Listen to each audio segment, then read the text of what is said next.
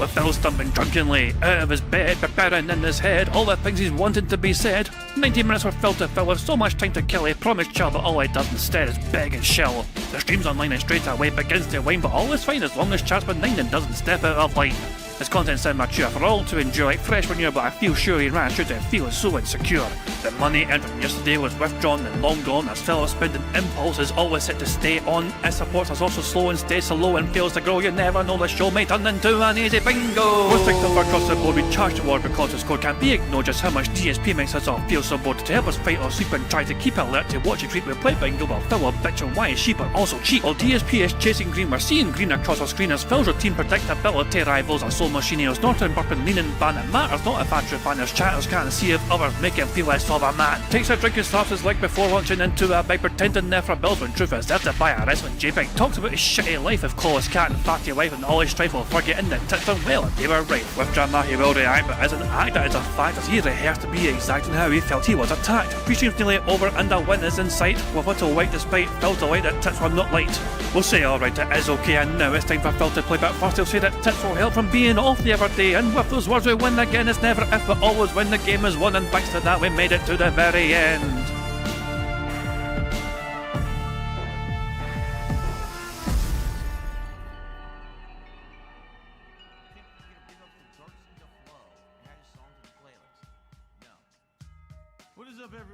Hey guys, King Jad here, and welcome back to DSP Bingo for what is today, Friday, the 15th of May 2026. I do hope you're doing very well indeed, and I hope you're looking forward to a robust bingo stream. This is the final bingo stream of the week because Phil's of course off tomorrow, Saturday. So there we go.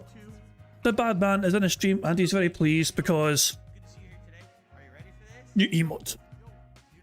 The flex emote is here, and nobody cares. Nobody or D-Man cares, like 4 minutes fucking later. On kick, the flex emote is in GIF form, and nobody fucking really cared apart from Denim Banana Handcart 4 minutes later. So there we go. It's like, big fucking deal. Nobody really fucking cares, so, you know, there you fucking go. But you begged for it, and somebody gave you it, and there you fucking go. And yes, naturally the arm is enhanced. Yes, we know. So, there's some fine Photoshop work going on there, so there we go. God, I do. Fucking flex. Anyway, so yeah, that's the latest in that fucking regard. God help us all. So what do we have to go through here? So first things first, what do we have here? I had a tweet sync ready to go here, but I think I clicked off it by mistake. I did, yeah, here we go. So yeah, we got some tweets to go through as per usual. This one's actually from a couple of days ago. From yesterday actually. Darkside Phil, DSP Gaming, the internet's biggest pathological liar and ultimate victim.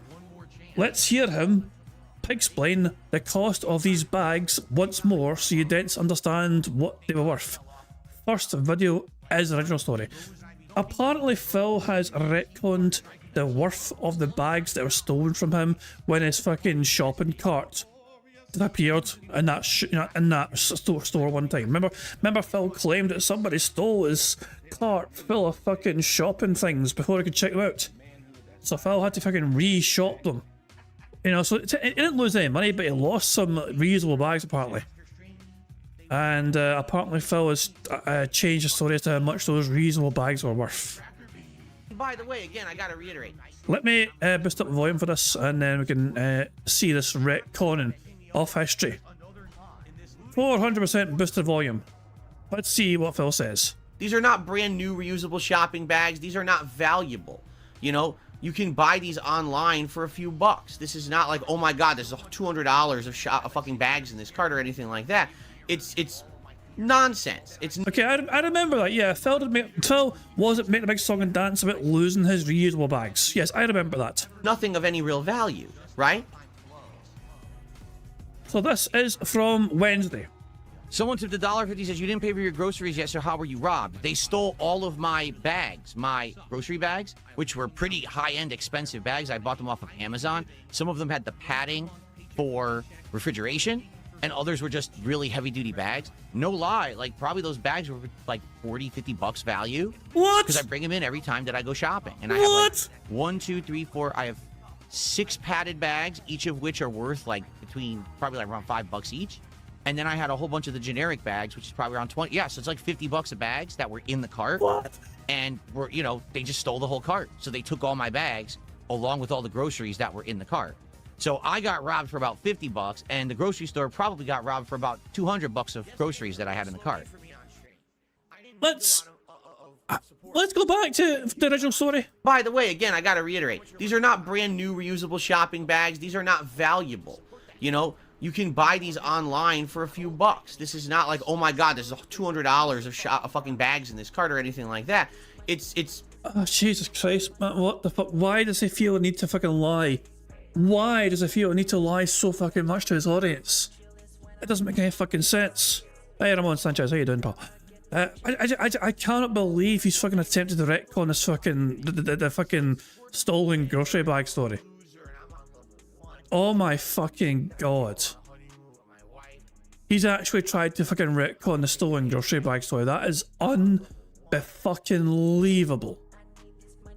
That is unbe-fucking-lievable.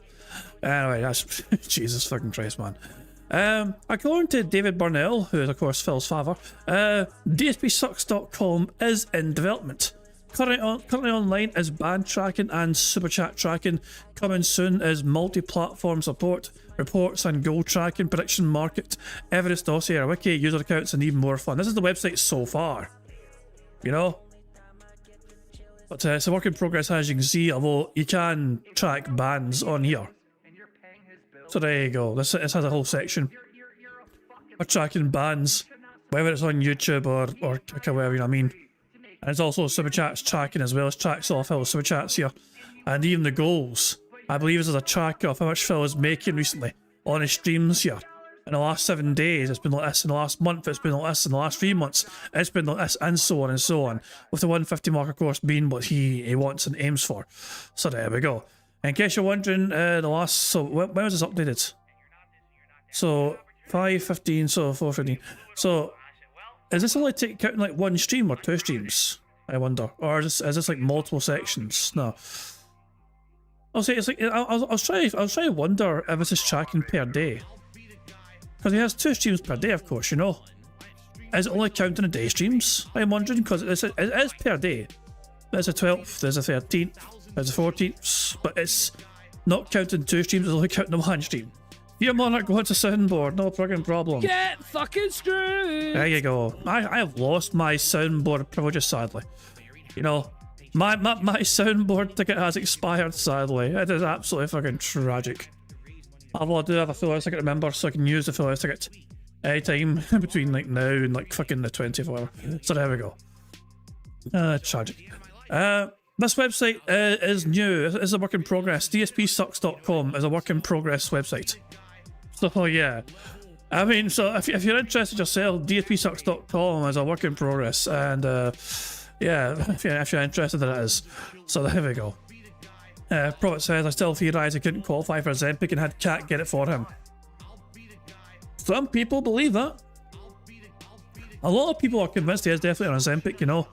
And not just because, you know, the weight loss, what I mean, but how his face looks as well shows signs of Ozempic or whatever, you know. So yeah, I mean, so yeah, a lot of people think he's on Ozempic. Yeah. Anyway, Calvin Dutchman has a theory which I thought I entertained to go through and see. So Phil apparently, against not being prompted or anything, Phil admitted to a gacha game that he seems to be playing, you know. So yeah, in case anyone is playing this game, look out for DSP, I guess. Here's a clip here. Yesterday I was playing Directive 8020, and I could use either the thumbstick to aim the camera and walk around, or I could actually use the touchpad. They both worked fine. I want to make this abundantly clear. They both worked fine, but it did feel weird using the touchpad. And when I was explaining that to the audience, someone brought up a good point. They said, Phil, a lot of people already use touchpad controls to play games on their phone. Like, this is a common thing. People who play these games, Wuthering Waves or whatever the hell it is, all these games where it's like, you need to look at direction and control your character. Wuthering Waves. Wuthering Waves. You know? So that right there is an interesting drop, an interesting game mentioned from Phil. Why would Phil mention Wuthering Waves? You know?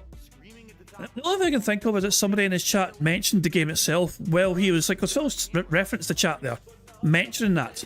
but I don't think there was any mention in the chat of like Wuthering Waves. You know, like looking at the chat anyway on like, YouTube and Kick here, I cannot see any mention of Wuthering Waves. You know, so but apparently this is the game. This is one of the games that Phil's playing. You know, and I'm looking at the chat where I've seen there's any mention of it whatsoever on YouTube or Kick, and there's no real obvious sign of it. You know, so yeah. Phil might have been name dropped a game that he's playing on mobile, so if you're playing Wuthering Waves as well, look out for they call it DSP or DSP Gaming. You never know. You might fucking bump into Phil. Christ help you. So there we go. Anyway, we have a Snort Banal compilation as well to enjoy for it. We go to live DSP. Speaking of which, is he on microphone? Sometimes Phil goes live microphone before he goes like live. Orange Game is out. Here we go. Here we go. Yep. We do have a microphone Hello segment. and welcome to the We do indeed have a microphone segment. I'm going to put him on pause there. Leave that some bitch on pause at 1.5 speed. And while we build up plenty of speed up juice, let's enjoy this Snort Banal compilation covering yesterday's day and night stream. Of course, the night stream saw him finish reacting to the Quartering documentary. Phil has the pignosis. He mind and brainwashes his viewers into contributing. Make a contribution tonight. Here we go. You ready? Woo! Woo! Okay, I'm indoctrinated. Sounds good. And it's the power of cultish groupthink mentality. I'm a cult leader. I think the pignosis works. The shorts. You want to see the shorts I'm wearing? Sure. I have tropical shorts on too. Watch. Bruh. See?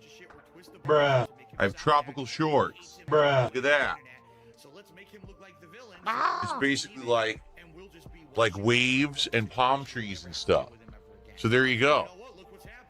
I'm themed. I am themed for the warmer weather. And, this Disgusting! is the kind of stuff that I'm wearing, but no one sees it. I look disgusting. Puss in Boots did a $2 super chat. Here we go again. You got $200 and didn't care. Aren't you the asshole? Yes, you are, Phil. And by the way, it's something I said this earlier on in the chat. I want to say again. I want to reiterate a certain point here. Phil claims that every single fucking day he goes for a walk around his neighbourhood in between streams, and yet when he showed off his fucking legs, there's no sign whatsoever of any actual fucking muscle mass. You know, he showed off his fucking legs on stream, and like half the fucking leg is just like fucking loose skin, loose fat that hasn't fucking like faded away or whatever. You know what I mean? It's just like he's got twig legs and twig arms, for fuck's sake, you know? What the fuck? Like, I am struggling to fucking believe that Phil is actually going on walks every single fucking day practically around his fucking neighbourhood to fucking just get some good cardio in him. I mean, his legs would not fucking look that fucking bad if he fucking is going on regular fucking walks around his fucking neighbourhood. About like 30 to 60 fucking minutes at a fucking time. There's no fucking way. Absolutely no fucking way whatsoever. His legs wouldn't look that fucking bad if he was doing that on a regular fucking basis for the last several fucking years. Nah. No, because if I got $200 and didn't care, that would mean that I just got the $200, said thanks, literally didn't discuss it further, brushed it off, and acted like it never happened, and just pocketed the money. Instead, I directly responded, I addressed the request, I talked about how we will tackle it, everyone agreed that's a good way to do it, and then we moved on. I didn't hyper-focus and become obsessed because I don't have mental issues. Thanks for $2. I'm a lol cow, and I will ride that wave of lol cowness for personal benefit. All right, the next person who I see spamming the email gets timed out. Okay, here we go. To be honest, I'm glad we're doing this now, before I start playing. That's another thing. The day stream for Phil is quite strange because it was quite slow for a while. The day stream for Phil, you know, when we ended bingo, you know, had about 2 hours to go roughly. You know what I mean? He was on like $74. Things were a bit slow. Then out of nowhere, a whole bunch of whaling happened. You know, he was gifted 20 subs on YouTube. And then he was gifted like fucking 30 kick subs and honestly whatever out of nowhere, you know. And I think as well, there's a big tip as well out of fucking nowhere. So yeah, a lot of strange random support, most of it anonymous, came out the fucking blue. And all of a sudden Phil had a wonderful day stream, and all of a sudden the game is fantastic. Okay, I timed out 6 people. All right. I timed out 6 people. Are we good now? Okay. If they come back and spam again, I'm going to ban them. I made it clear. You can post emotes, just don't keep spamming the same ones and flooding the chat. People should be able to talk. That simple. Just be respectful, follow the rules, just like everybody else. This is not any kind of special thing. Just people want to be stupid. It ends today. Okay, cool. Oh my God, he's drinking Hulk Hogan's piss. Please support the stream. We got a good amount of support on today's morning show. In fact, during the morning show, we got over 50 plus bucks. Since I started playing the game, we've had less than 10. Okay? So please support this stream. Let's get some subs. Let's get some kicks. Let's get some super chats, super stickers, memberships, gifted memberships, tips. Let's go. When I come back from my break, let's do some shout outs. Fuck you. You suck. I just received 25 anonymous subs. 25 anonymous subs over on Kick. Thank you so much, whoever that is. 20 freaking 5 anonymous gifted subs on Kick. That's crazy. That's going to take a while to go through. Also, thank you. I mean, thank you so very, very, very, very much for that. Anyone who just got a sub, congrats. That is a ton. A ton of gifted subs. Is it a whale? It is a whale because it has those whale-like teeth that filter things. It looks like cones. He's got a big old eyeball. All right, well, while all this is going on, I just received an anonymous $100 tip. Why don't you back it up with a source? My source is that I made it the fuck up. So a heck of a lot is going on here today on the stream. Tonight on the late stream, okay, it will be the finale of my 4-part quartering documentary react. It will continue tonight on the late stream. Who let the Hogans out? You. Those Hogans are waiting tonight, and I cannot pull the Hogans without your support. Now the Hogans will be let free. Who let the Hogans out? You let the Hogans out with your King's taxes today. I've streamed this on the Quartering Live, and it has a grand total in a day of 1,500 views. Live viewers? Not live viewers. Just replay views. No! Wait, is this sweater inside out? For the record, okay, just for the record, all of my streams do better than that. Why are you sure about that? Why would you believe that I'm destitute when I'm surrounded by all this stuff every day on stream? You know what I'm saying? When I can afford any game, when I can do... It wouldn't even make sense. So, the problem here that I think has happened, okay? It's a 2-pronged problem. There's 2 prongs. Prong number 1 is that Jeremy, all these years, has been a grifter. And I don't think anyone would disagree with that, including him. I almost bet he would even say I'm a grifter. Just like I will admit, in the past, I used to be a really bad grifter. I'm not nearly as bad anymore, and I'm more transparent and honest with all of you now, okay? So a grifter can see how a grifter works. You understand?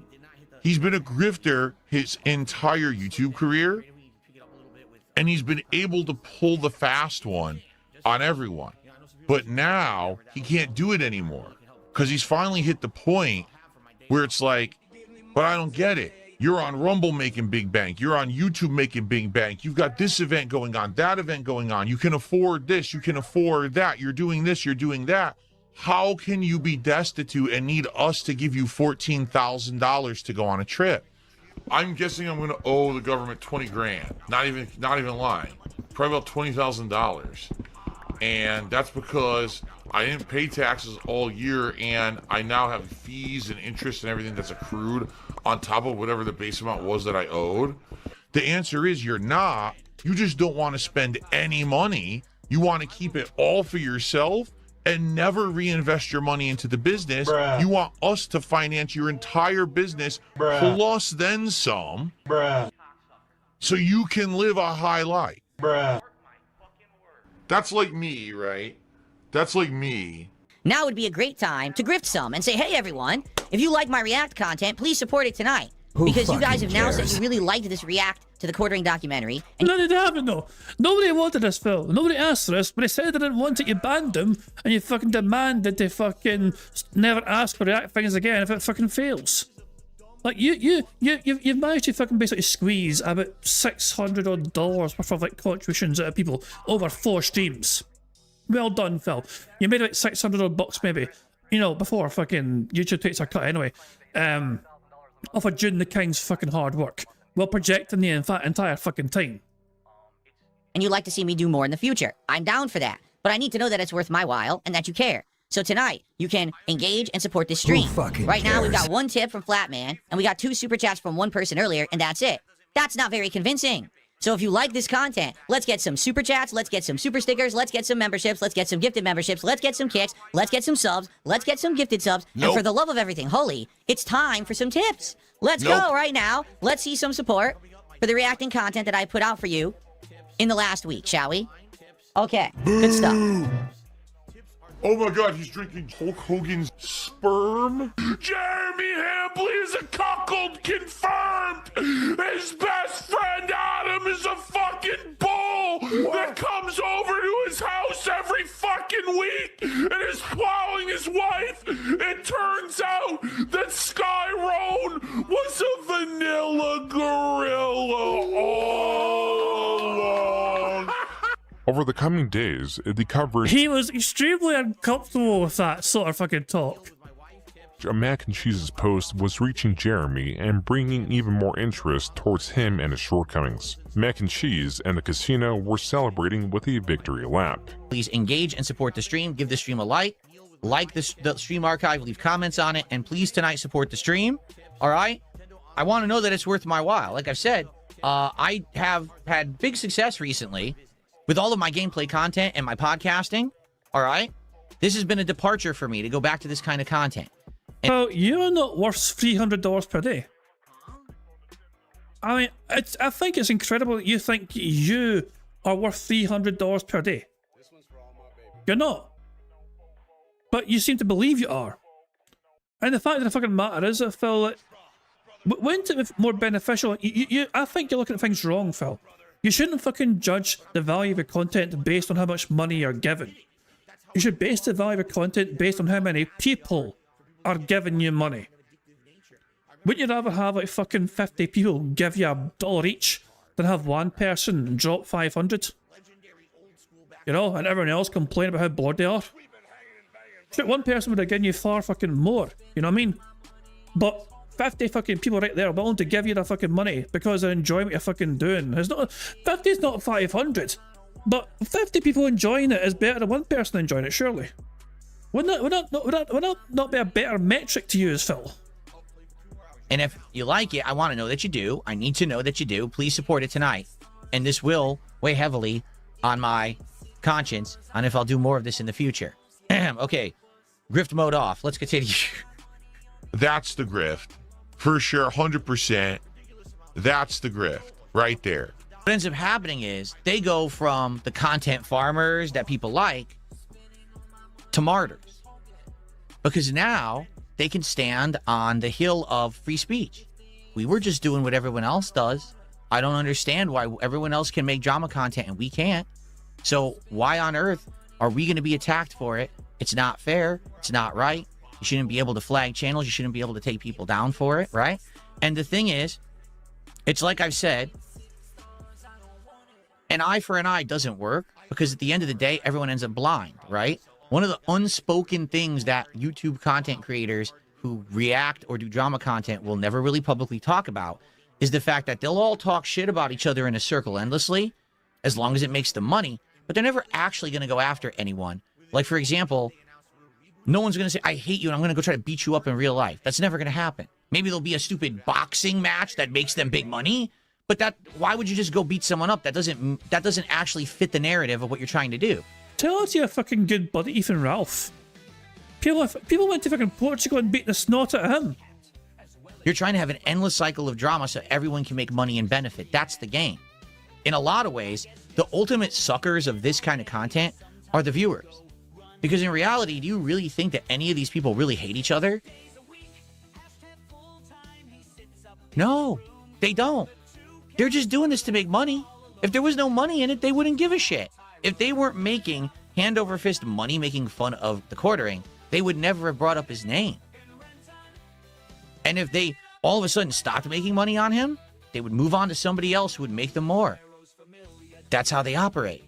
They don't actually want Jeremy or the quartering to be hurt. Jeremy or the quartering shouldn't want them to be hurt because this is all a reciprocal thing where everyone can make money, right? Again, that's the unspoken rule.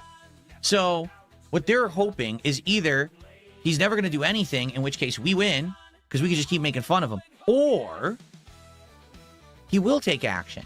And the moment that he strikes me down, what is the quote that Obi-Wan Kenobi says in Star Wars A New Hope? Go fuck yourself, young Padawan. If you strike me down, I will become more powerful than you can ever imagine. Because you become more powerful as a martyr than just as a normal person.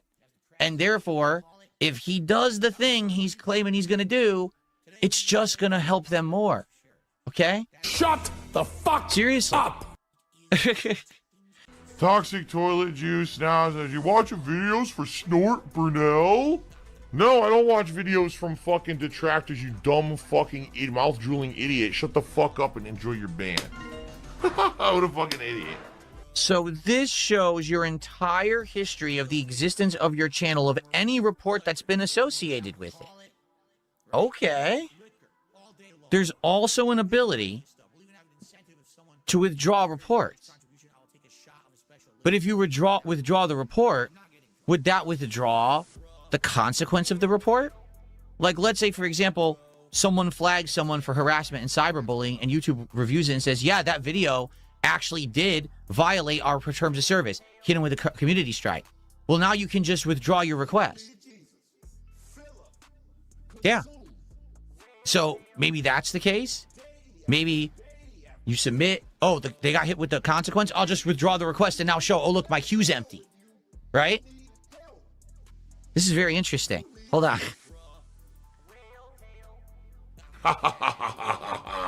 I'm an evil bastard. Briefly, below the address bar were various different links to emails that Jeremy had received. Two of these email headers read, YouTube support and thanks for your report to YouTube. As this was under the NTQ headquarters Gmail, an email tied to various accounts, including his Unsleep Media account formerly known as MTG headquarters, this was taken as strong evidence that Jeremy was the source of the reports. Now, here's the thing. The reports, that would be evidence, perhaps, that he reported these other channels for harassment and cyberbullying. I don't think that's evidence of the reporting for ban evasion. What? What?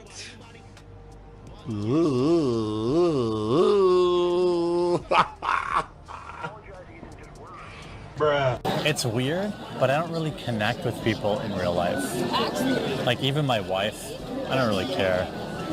Even his wife, he doesn't even care. I don't like Catherine. It's fucked up. It's probably not normal. It's not normal. But I crave companionship of... What? What is happening? You crave companionship? Listen to what he says. But I crave companionship of anonymous people online. I feel like so often I just leave it all behind and go get like a 2-bedroom apartment. Really He wants to leave it all behind. It's not sad. Don't be sad. It's not sad.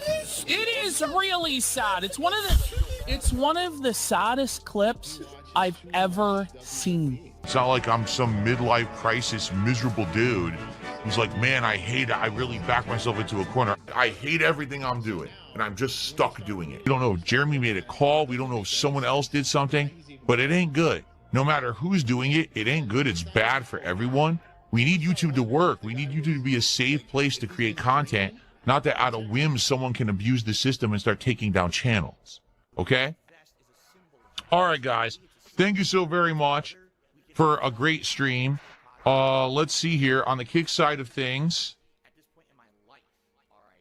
That's really low. Holy shit. This is one of the slowest streams I've had in a long time. I have no idea why this stream is so slow. There's still this back here. And it's still in the back of my neck, the back of my head, the back of my mind, and it's always telling me it's WWE Champions time. I love it. I love it. Well, fucking love it. Good stuff indeed. There they fucking go. I think it's time. I think it's fucking time for us to start fucking playing some bingo. So I'm going to generate a bingo card to get today's card started underway. I am going to use the number in the bottom right there. On the bottom right of raw fill is a number called 47. I'm going to use number 47. It has nothing to do with my fucking affinity for playing Hitman games where you play as a character called Agent 47. Nothing whatsoever to do with that. You know, but there we go. 47, here we go. We need Phil to do today's bingo card. We need Phil to snort. Him saying Deech tries it, him touching his hair, him saying dude, and him scratching his stash. The second row is Phil touching his face, him saying stupid, alright, him discussing the weather, and him slapping his leg. The third row is Phil being all siege mode, which is where he folds and crosses his arms, him saying now, him flexing his little arms, him ignoring a troll tip, and him talking about food. The fourth row is Phil giving a turbo nose where he goes no, him whispering into his microphone, him saying comment, time, and contributions. The fifth and final row is Phil saying community, him bringing out his family in some capacity, him saying Q&A or doing Q&A, him using hateful slurs, and finally him saying absolutely. So a very strong bingo card we have for today's bingo show. Now, of course, there's a variety of ways we can get free spaces to help us on our way to a full house bingo card for today. For example, for every 10 sips, snorts, or burps that Phil commits, we get a free space. For every 3 minutes and 20 seconds of Phil begs, we also get a free space. If Jade shows up to Phil stream and Phil says hi to Jade, not only do we get a free space for that, but celebrate free space we get to enjoy this animation. Squeak, squeak,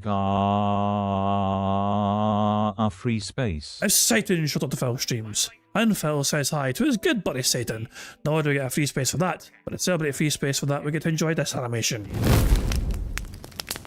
What's up, Satan? Good to see ya. So those are some of the ways that Phil can help us get free spaces, but you guys are also in charge of ways we can get free spaces too. For example, for every 5 new or renewed members we have the bingo streams, we get a free space. For every 5 super chats, we get a free space. For every £5 in tips, we get a free space. And just also, the Nook is also a possible way to get free spaces, but of course the chat will decide whether that Nook will count as free spaces or just the Nook in general. And of course the best way, in my opinion, to get free spaces on bingo is just to like the damn stream itself. 25 likes gets us 1 free space. 50 likes gets us 2 more free spaces. 75 likes gives an additional 3 free spaces, and 100 likes on bingo would give us 4 more free spaces on top of all of that. So there we go. Every time we get a free space, courtesy you guys liking the stream, we get to celebrate that free space with an animation. So there we are. So you guys are in control of some ways we can get free spaces, but the rest of us are controlled by Phil and his bizarre body functions, as well as him begging like the little bitch that he is. There are some more things to Pigspin, of course, but I'm going to AI Marble Phil, but I'll Pigspin it all for us right fucking now. Take it away. Hello, AI Phil here in the digital flesh for Bingo Baddies Marbles game. By entering the exclamation point marbles in chat, or scroll down the description in the video to get the link to enter. At the end of each month, a first, second, and third prize winner will win a cash prize. Now, if we get a full house on the bingo card, marbles will run to determine a winner for that day, and will win a prize on the wheel, which could be used for future games. It's just that easy. There you go. If you haven't yet got your own comment locked in and secured, do so now. Current prize winners include me with a full house ticket, as well as SD1593, Rance Muhammad, Roach Bait, and Mad Max. They all have full house tickets they can use whenever they want to. Also, Fear Monarch has a Scottish Soundboard pass as well, and so does Wild Bill. So there we go. Good stuff indeed. So yeah, quite a few marble bingo prize winners currently as of late. Also, a whole bunch of them were courtesy of Meth Bear, with a very generous tip the other day, you know what I mean? So we decided to have multiple marble races to give out some multiple prizes to people. So there we go. So yeah, if you want a chance to win one of these prizes, we need to get a full house first of all. Then we have a marble race, and we spin the wheel to see what that winning marble could win. So yeah, there we go. I think I've covered all the bases. There's only one thing left to do before we start playing bingo, and that's for me to press the random Scottish soundboard button to send us off into battle once more. Get screwed. On that very happy mucky note, it is time for us to start playing bingo. Microphone only at first. which is a kind of normal thing for these days. So yeah, microphone only for the first part of it anyway. Here we fucking go. Good fucking luck. Hello and welcome to the stream. It's Friday. What a week it's been. It's been a great one, right? We've had ups and downs. We've had some awesome playthroughs. We've had a great React event. And now today, it all culminates with a full day of challenging gaming here on the channel, including Sorrows continuing as I try to beat the fourth world, and classic fighting games later tonight as I attempt to play them with my new Steam controller. So it's as much of a fun gameplay segment as it is also a testing for this new device. So it's going to be a good streaming day today. On today's podcast, we're going to have some chill fun. I'm going to need a lot of interaction and feedback from you guys because today I'm going to try to figure out a few things, including should we do more reacting, and if we do, what should it be? How often should we do it? Etc. Also, we got to talk about DSP Tries It because I do feel like we've been doing it, weekly for a while.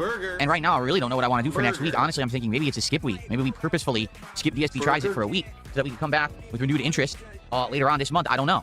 All right? So we're going to talk about all of this stuff. We're going to have a chill time. We're going to have a good one. It should be nice and interactive and fun stuff. I'm sure you guys have stuff on your mind as well. Should be a good day. And by the way, if you weren't aware, because maybe you're not, if you weren't here last night, I know a lot of people weren't because they're not into the whole reacting stuff, right? There's a new emote in chat, whether you're on the Kick side or the YouTube side. It is the Flex emote. Per popular demand, people have been asking for this for like 2 months, so we got it. And it's pretty good. On both sides, it looks good. On the Kick side, it actually moves. So give it a look. Give it a flex. All right, guys, I'll be right back. I'm just going to go finish up my prep on this side, and then we're going to begin with a fun, interactive podcast. I'll be right back. So see you in a few. Pile of shite. Let's skip ahead here. Let's skip ahead. When does the stream start here? Hold on. Skip ahead some more. Skip ahead some more. Where is he? Where is the bad man? Man, he waited as long as he could. He really waited as long as he could to start. Like he was like 20 minutes between microphone only and starting the show. But yeah, here we fucking go. Podcast mode. Good morning, everyone. It's Friday, and you know what that means. It means it's the last day of an awesome streaming week that we have had here on DSP Gaming and a little bit over on the DSP Reacts channel. Today on the show, we'll recap all of that. We'll talk about the future, because notably, we do have 2 topics to talk about. I need your input. Topic number 1, the future of reacting. Because if you're not aware, the reaction project that I did over the last week went pretty good. Now, it didn't blow away the numbers that I normally do, but at the same time, it also didn't flounder, fail, or flop. It was kind of in the middle. So the question is, do we choose to continue with reacting content? How often? What should the subject matter be? We're going to talk about all of that today. Plus, I would like to discuss DSP Tries It because we've been doing this show now weekly for many months. And truth is, I feel like recently, there hasn't been so much really going on. We did a couple collaborative meals and the like. The question is, what do you want to do next? And if we don't have anything big coming up, then maybe we should give it a rest for a week and then maybe come back strong. Let's talk about all of that. Plus, of course, we're going to talk about all the playthroughs and where we are. We're going to talk about the Steam controller and more. It's going to be a great, chill, fun day, all leading into the continuation of my Sorrows playthrough. So sit back and relax, ladies and gentlemen. Once again, it is time for a week-ending, extra fun episode of the Level 1 podcast. Load of crap. And let's just skip ahead to past this fucking shitey intro. Strong start to the card, at least, We've got 6 squares ticked off right away. What's up, everybody? It's Friday. It's the 15th of May, 2026. I'm DSP, and this is the Level 1 podcast here on DSP Gaming. How y'all doing? I hope that you've had a great week. I certainly have. Great variety of content, continuing and finishing playthroughs, a new game in the mix, and this React project, which honestly I didn't know how it was going to go, being pretty successful. So, we will recap and get you caught up on all of that. Plus, are you sure it was successful, Phil? You made like one highlight of it and that was it and stopped doing highlights after that. Are you certain it was successful? The Steam controller has been a major part of my content this week as I tested it out. What do I think about it after having messed around with it all week? Well, we're going to discuss that. Plus, today will absolutely be future testing. Because today, later tonight, if you're not aware, is the return of Friday Night Fights. And with old school fighting games coming back into the rotation here on the channel, this gives me a unique opportunity to try this controller with it, including the D-pad. A lot of people overlook the D-pad on modern controllers because most games use the thumbsticks, but some games like, retro classics or fighting games need a D-pad that works. So we're going to test it out today, and I'm going to let you know what I think. All right, good stuff. So how are you all doing? Let's see here. Let's give some morning hellos, shall we, to the people who are here early. On the YouTube side, we got Sky Jogger, Katie, Dark Lady Goth, Gautron, BRS, Mandels, Valarauka, and Brian. There you go. Good stuff. On the Kick side, we've got Allow me to explain. Kasuga Ichiban, Goulash, Omega Trees, The Kino Enjoyer, Apollo, Pineapple Player Peter, Save Us GTA, Spoons, Eliza Pancakes, Fees Bop, Bizarre Pronunciation, and more. So good morning to all. We're early, meaning, we kind of jumped right into it today. I'm sure we're going to get many more people joining us over the course of the day. So one thing, right before we start, okay? How the fuck can you say it early when your podcast began at 11:29? Officially. Like, Phil started the podcast 1 minute earlier than usual. But that guy was super early, they're super fucking duper early today. Let's give people fucking time to fucking roll in through the fucking gates here. No matter where you're watching right now, we've got a new emote. This emote was heavily requested over the last month as a result of a certain animation that I play for a certain level of contribution, which results in a certain kind of reaction, if you know what I'm saying. Burger. And so, as of today, let's introduce the Flex emote to the chat. It doesn't matter if you're on YouTube or Kick, the Flex emote is in full effect. It is pumping, let me tell you. It is rippling with muscly goodness. And people really enjoy it and are using it. I'm sure people will be using it for a bit, but of course then it'll die out as always. But people have wanted a new emote for a while, right? And therefore, I'm happy to give you what you want. I do want to say thanks because I'm not even kidding. 4 different people submitted a Flex emote yesterday. 4. And I went with this particular one because number 1, it does look good. And number 2, because this person submitted a motion one for the Kick side. I do still think it's pretty silly that it's 2026 and YouTube still doesn't care about their stream chats because they don't.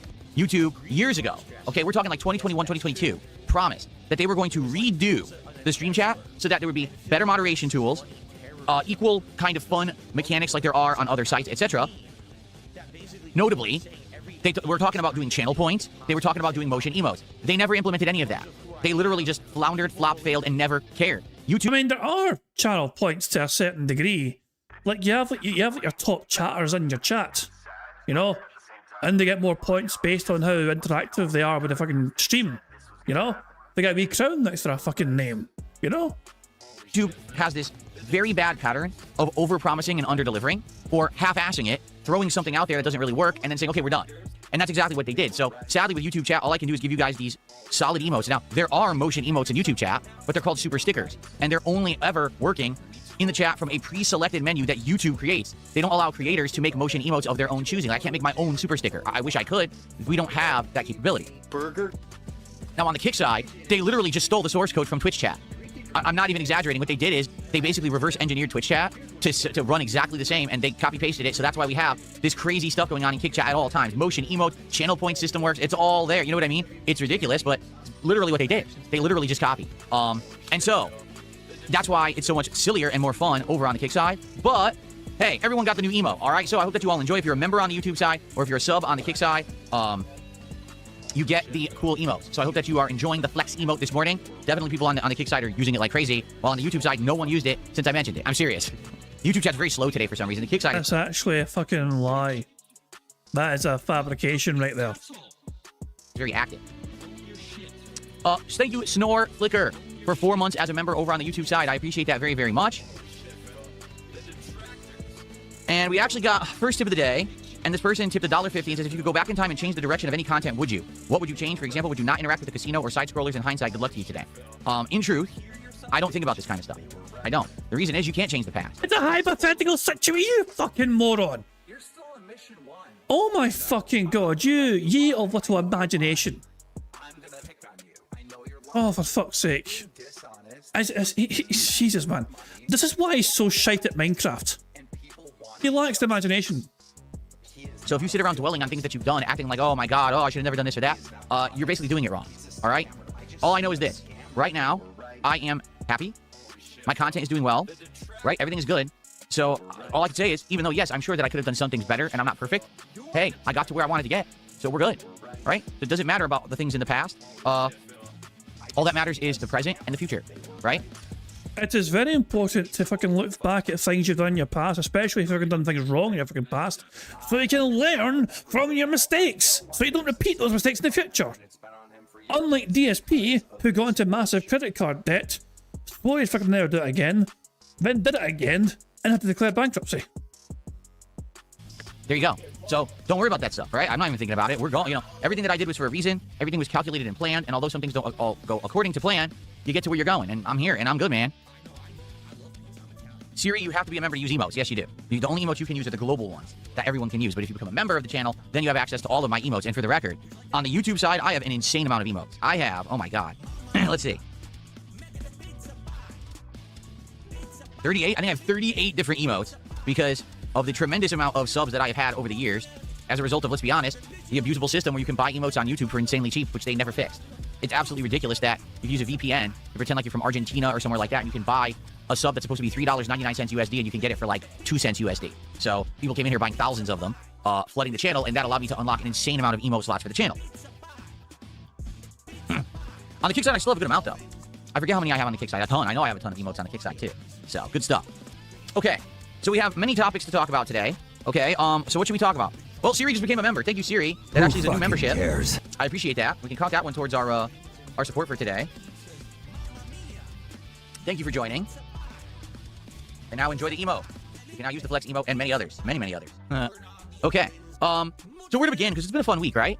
It really has been. You know what we'll do? Nope. I think what we'll do is take a look at what I did this week, and where we are with each particular playthrough to give you guys kind of a recap of what's going on. So this week, I did a lot of content, as usual, although it wasn't all gameplay. This week, We don't fucking care, Phil. We don't care. Why? Your podcast is about some sort of fucking gaming show. You fucking talk about current top topics in the gaming landscape, whatever.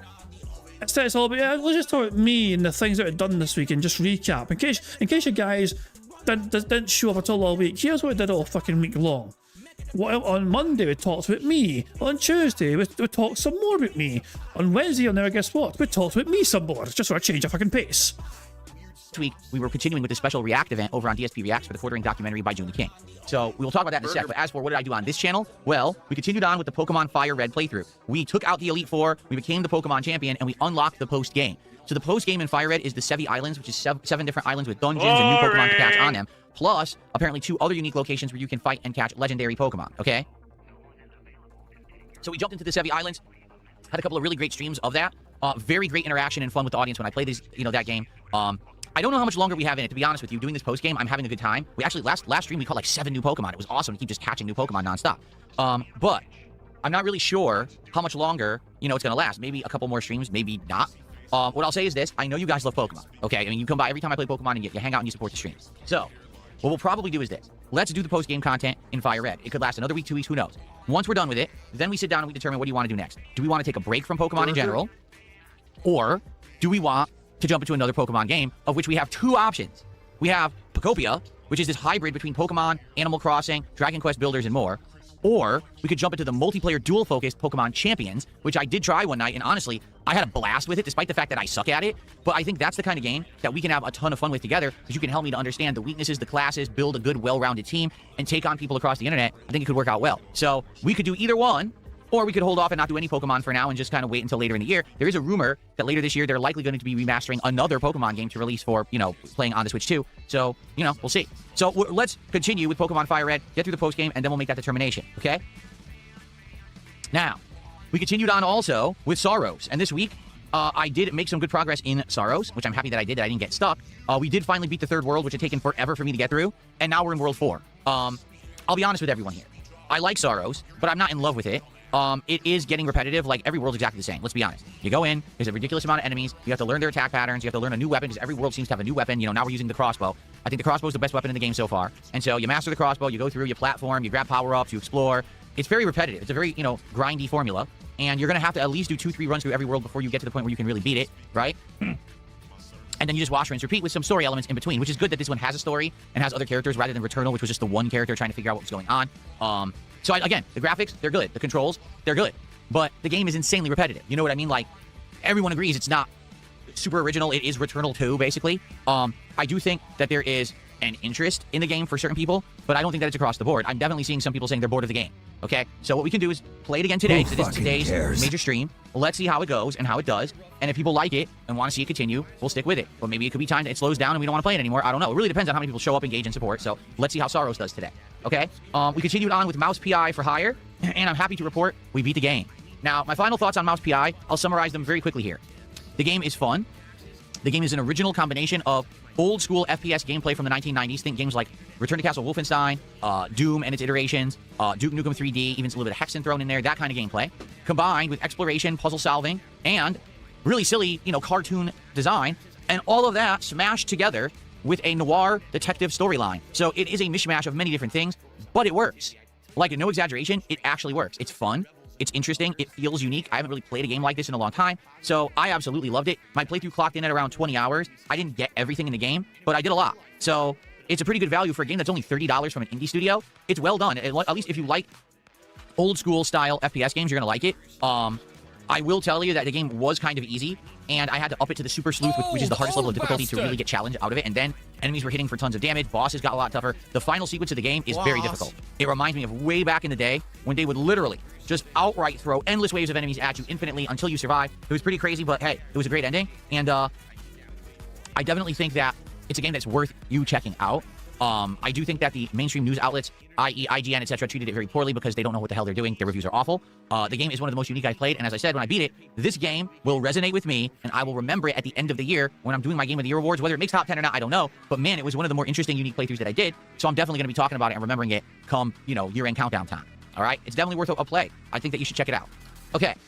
By the way, let's see here. Some idiot trying to cause drama. I ignore it. Okay. Continuing on. This week was the premiere. Was that him ignoring a troll tip? I think that was him ignoring a troll tip there. I mean, he didn't ban anyone as far as I can tell. And the way he talked there, the way he mentioned that at first, it looked like he was looking at a tip. So I think he was looking at a tip there, but then he ignored the tip because it's a troll tip. Why else would he fucking stall and say, by the way? I think he was on his PayPal account looking at a tip and then decided, you know what, I'm not reading this out, it's a troll. I mean, that's why I ignored a troll tip. What do you guys think? It's definitely worth a play. I think that you should check it out. Okay. But here. By the way, let's see here. Looks like it's on PayPal. Looks like he's just reading PayPal here. Some idiot trying to cause drama. I ignore it. Okay. Continuing on. This week was the premiere of Directive 8020, the new narrative-based horror game from Supermassive Games. Now, I'm going to be honest with everyone. I do feel like things have changed since back in the day when I used to cover these narrative-based games, okay? Now, what do I mean by that? Well, there's two key factors involved. Who fucking okay? cares? Number one, I don't do commentary like I used to do back in the day. If you remember, when I used to play these narrative-based games, I would literally be blabbing every possible moment that I could. I'd be trying to fill every second with my commentary. And yes, my commentary used to be over the top. It used to be sexualized. It used to be racial. It used to be basically as inappropriate as possible, as not really insulting, but trying to cause as many people to be upset as possible. Why? Because that's what people wanted. Back in the day, the content that I was doing was for a younger teen audience, and that's the kind of content that they wanted. Who knows what Phil's going to say today? Yeah, I just love it. Phil is openly, happily admitting that he deliberately and purposefully used overly sexualized commentary to lure teenagers to his streams. That doesn't sound predatory whatsoever, Phil. Game, it's so crazy and unpredictable. People will be in an uproar about it, and we'll all laugh about it. It'll be great. Like, that was the shit back in the day. And so doing a narrative-based game back then, it's a lot different than today, where I'm more laid back. I pay attention to the story. You know what I'm saying? I try not to interrupt when the characters are saying stuff. Now, the other factor, okay, that is a huge factor, is that today I'm an interactive streamer. What that means is I'm here relaxing and hanging out with you guys. We are having a conversational tone that's back and forth. And you guys love that level of interaction. Now, certain types of games, okay, allow me to do that more, and other games, sadly, I can't do it as much, okay? Like, for example, a game that is super duper attention demanding at all times because it's so difficult that you could die at a moment's notice. Well, I can't really talk with you guys when I play a game like that, right? So, it ends up being a different kind of stream. Particularly when you're playing a narrative-based game, unless you're in one of the segments where you're just wandering around exploring for clues and reading logs and watching videos. If you're at any point where the dialogue is continuing and you have to make a dialogue choice, or you're ready to get a quick time event that could, make someone live or die, you have to kind of be focused on the game. And so, I feel like this game, which is a suspenseful horror narrative, resonates with certain people, but not others. Notably, when your content changes distinctly, when you mature, when you change for the better, now when you go back to the well, as they say, to try to play a certain kind of game that used to work, it may not work anymore. I think back to when I was playing Until Dawn, and how at the time people were saying that was one of the best playthroughs I'd ever done. But now I go to play Directive 8020, and moments into the game, people are saying, this game is boring, this game is woke. I'm like, no one ever said that shit back then. When I was playing Until Dawn, no one said that shit. Whatever. Everyone was there. They're like, ooh, an interactive horror movie. This is exciting. Let's see how DSP reacts to it. This is going to be fun. So I do think it's a unique combination of the times are changing, the audience is changing, I'm changing, and therefore you have to understand that not everything that used to work back in the day is going to work today, right? You can't just do the same thing for 18 straight years and hope that it's still going to work 18 years later. That's why I've changed and I've evolved with the times and I've become different. You know what I'm saying? So, with all that going on, Directive 8020 had a... What the fuck? Princess Luna just gave him $5 here. I think you benefit from the popularity of VTubers in a way, because the interactive and chill vibes is what they go for when playing games. Phil the VTuber, for God's sake. Pretty poor launch. And what I mean by that is, the first day that I played it when it came out Tuesday, we had good attendance, but the engagement was terrible. People were not talking about the game at all. On the YouTube side, the chat was dead, and on the Kick side, people were saying the game sucked and were thumbing down with the Patrick emote the whole time. Okay? So I said, hey, listen, I like the game. I think that the story's going to pick up. You have to understand the first 3 hours of any game like this is usually the slowest time. And particularly with this one, this looks to be the longest supermassive game ever. Like, this one is going to be a minimum 8, if not 10 hours to do a single run through. So you got to understand that the first 3 hours are slower. But I said, hey, let's give it a go, a second run, and please this time, right? Let's be more focused on the game and give it a chance. So yesterday we played it again, and even though we had less attendance, the game was much better. Like, we got to the actual horror elements. People were dying. The alien element was infiltrating the survivors, and we didn't know who was human and who was not. It was going pretty crazy, honestly. So because of that, I do feel like it got a lot better yesterday. And I'll tell you this, yesterday there was a ton of support. However, it was mostly anonymous. Like, there was anonymous subs gifted on Kick. There was a big anonymous tip, and the question is that representative of people who like the game, or is that just someone who wants to come by and support in general? Is that kind of support going to continue when I play the game more, or was it just a one-time thing? You know what I'm saying? It's very hard to predict when it's anonymous stuff. You don't even know who's contributing. You don't know if there's going to be a regular audience or not. So yesterday, the game got a lot better. We're now in chapter 6 of 8, and we're already like halfway through chapter 6, so I think like one more stream, we're going to actually finish this first run of the game. And what I'd like to do is see how it does. If it ends up doing... Oh shit, we got 28 likes. Oh, that's a free space then. 25 likes, we get a free space from our guys. So guys, thank you very much for liking the stream. 25 likes because there's one free space. And to celebrate that free space, I reckon it's fucking time for some trumpets. But don't worry, don't worry. I lowered the volume of trumpets. It's a bit quieter.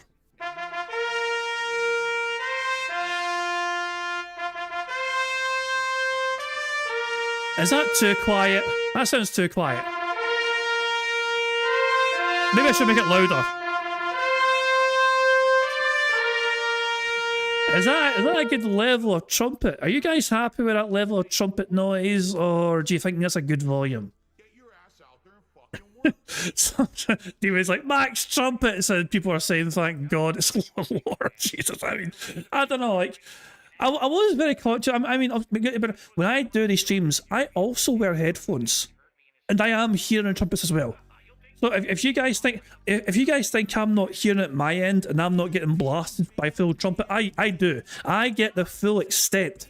I have headphones on. I hear what you hear, you know.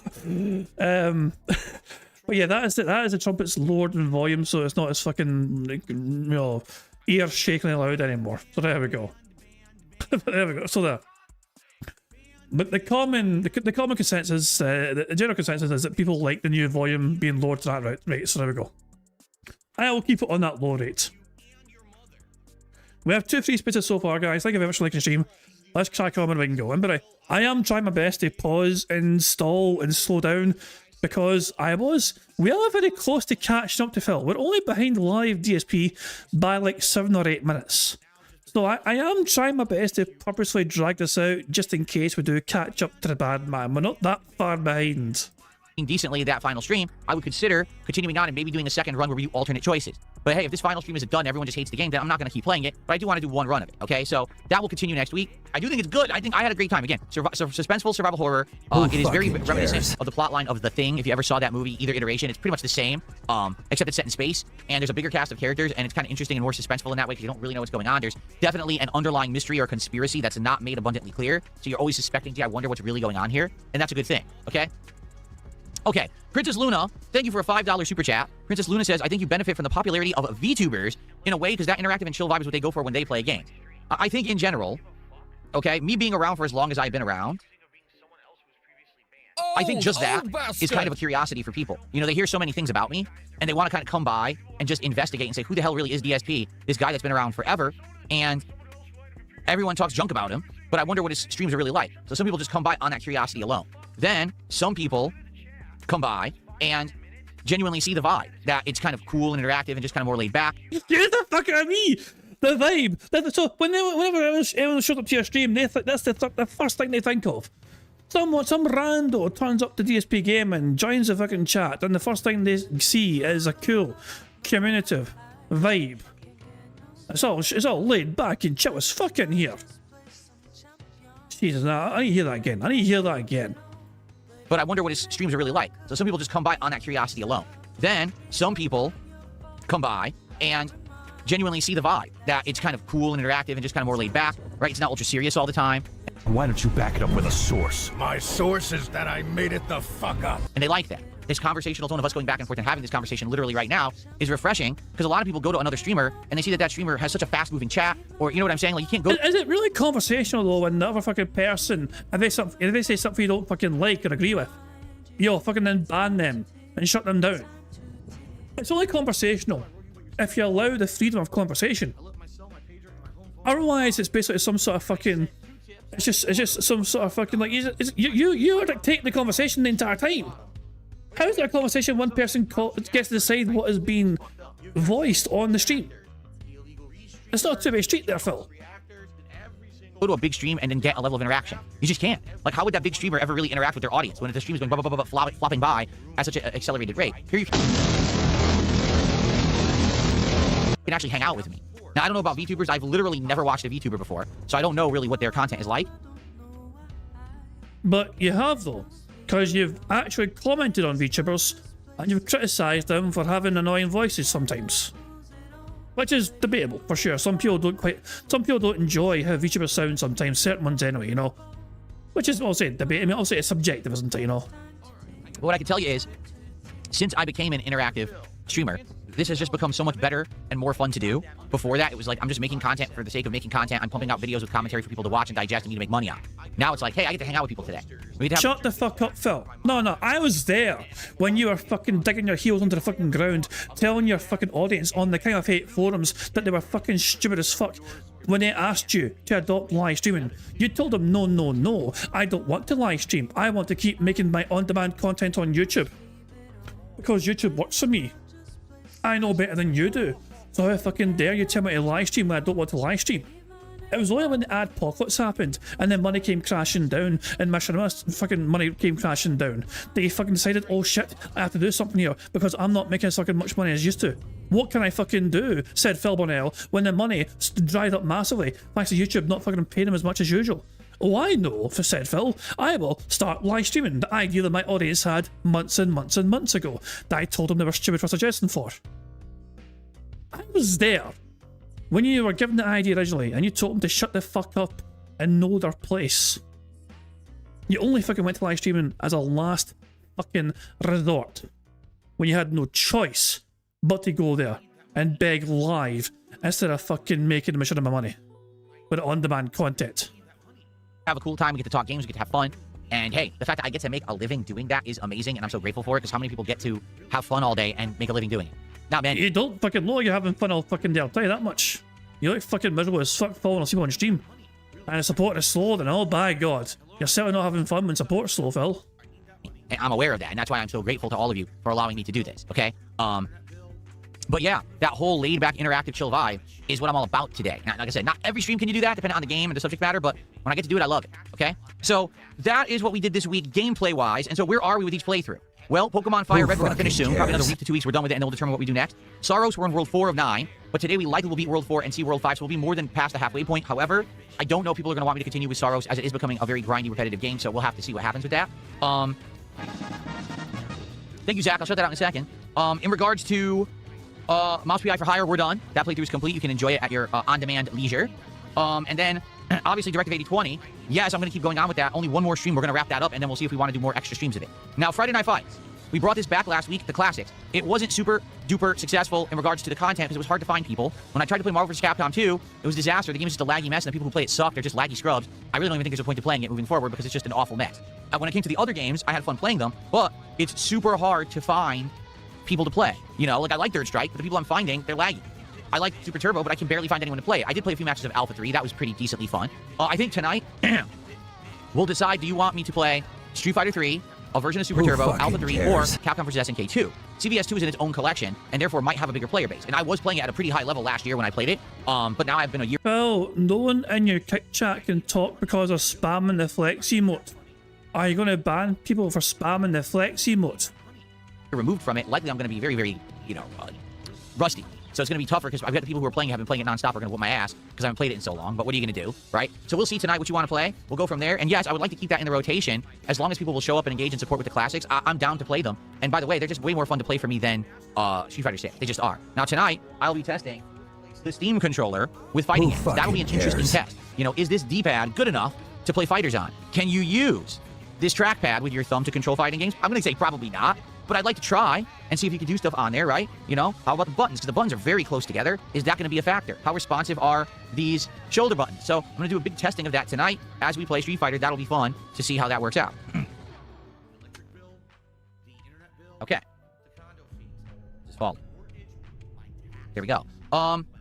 So that's the gameplay rotation for now. Now, the other notable thing that happened this week, of course, I think you're all aware, was the big React event that I did over on my DSP Reacts channel, which was me reacting to the Ordering documentary by June the King. And by the way, you may not realize this, but it's doing pretty good. It's only been out for just over a week, and it's around, I want to say it's like 650,000 views. It's on pace, if it keeps growing the way it's growing, to be one of June's most viewed documentaries of all time. But I feel like the problem is, with this developing story, right? This developing thing with the quartering, it just continues. So because it continues, already his documentary is outdated. Already there's been other things going on past his documentary that people are talking about and want to know about, and it's not in the documentary. It took like a week to fucking react to the whole thing, Phil. That's your fault. So it is pretty comprehensive, and it was well done. I here's all 4 of my parts. So how can you find this? You go to the DSP React channel at DSP React on YouTube, and right here, there's the playlist of all 4 archive streams. I just left them live rather than editing them down and doing stuff. I'll just leave them so people can watch them at their own leisure, you know, and at their own pacing. So there they are. It's funny that ever since Lummox has been like hospitalized, we've had no fucking edited content. Is that not even though Phil seemed to deny that Lummox was his editor, but ever since Lummox has been officially hospitalized, then we've had no Phil content that was edited. They're doing good, you know, for my opinion. Views-wise, I do think that these are doing pretty good. The streams all did well, meaning people showed up, engaged, and supported them. I didn't have one stream that was a flop or anything like that. The one thing that was a flop, I hate to say, was this. I did a highlight video of it. Well, I had my editor make a highlight video of it, which I thought was well done. But I mean, just take a look. The original stream did 3,200 viewers, and the edited version in only 1 week did 2,000. It's like, lol. Only 2,000 views on edit is not very good. So we only did the one. I didn't do any more, simply because that one didn't perform so well. If you want to see, you know, the entire React, you watch it in the playlist. It's a lot of content, as you can see. I mean, it's almost like 12 hours of content, right? It's a lot to watch, but there was a lot to cover. It was a 4-hour documentary, and I had a lot to say. Notably, I think last night's stream was the most interesting because it covered the more recent drama of what's going on, and I was able to add my insights as a YouTuber into what I feel is going on with the flagging of these channels and things like that. We actually determined something pretty interesting in regards to these channels that are being flagged for ban evasion, and how basically anyone who did that would be able to get away scot-free doing it, because there actually is no paper trail on YouTube for anyone who flags channels for ban evasion. It's not done through the reporting system. Therefore, if someone shows you the report history, there's no evidence that they did it. So the thing is, Conduction says if Lummox show did edit for DSP, that's a major L for him. Lummox is already a bot feeder on the Wingosphere. Yeah, Wings, he's a moderator for Wings, isn't he? And doesn't he also edit videos about Wings? The thing is, though, there is another side to this, arguably. He gets to make essentially a detractor video on DSP, including the DSP memes to try and fucking make it more appealing, you know? And Phil is paying him money to make effectively a detractor video about him, which is not that. And he's making like $20, $30 a video or something along those lines. That's, I mean, if he's getting, I mean, it's a strange one. I know, but there's something to be said there. If they're actually getting money from Phil to make fun of him on his own channel, there's an argument to be made there that they came out okay in that situation. I don't know. It's a strange one. It's a strange one, I know. Especially the videos aren't doing too well whatsoever, and it wasn't financially beneficial for Phil in any way at all. Like, Phil has ended up with a fucking net loss having this edited content so far. So it's funny because this did well this week. However, I want to show you something. As a result of this doing well, my DSP Tries It from Monday hasn't even hit 1,000 views yet. Usually, DSP Tries It would have hit 1,000 views by now. But what happened is, because this isn't the featured video on the channel, and because it's down here at the bottom when I was doing these other, things, it got pushed to the bottom, and a lot of people didn't watch it. So it is what it is. That's the thing. This is always the case. When you have a channel and you put out content, your most recent featured content is what gets all the views. Something you did earlier in the week usually gets pushed to the to the background, and that's exactly what happened with this episode of DSP Tries It. Not that I care. It's not a big deal. I don't do DSP Tries It to make money. I do it for fun. So you don't do DSP tries it to make money. You used to charge your audience $1,500 every single time to do DSP tries it.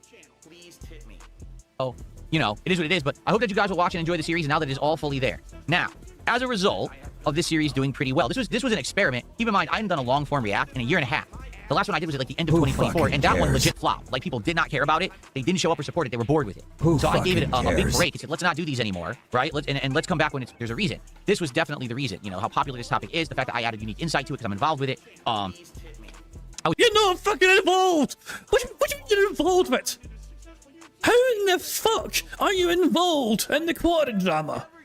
You tried to insert yourself in there and people are like, what the fuck are you doing, Phil? Was able to really, I feel, do something special for my audience.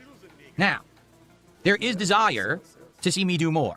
But the question is, what? Who fucking cares? Because here's the thing. Number one, you don't want to do it too often. Because if you do, then it's not special anymore. And if it's not special, you're going to get less people showing up for it. Spoiler alert, Phil, it wasn't that fucking special to begin with.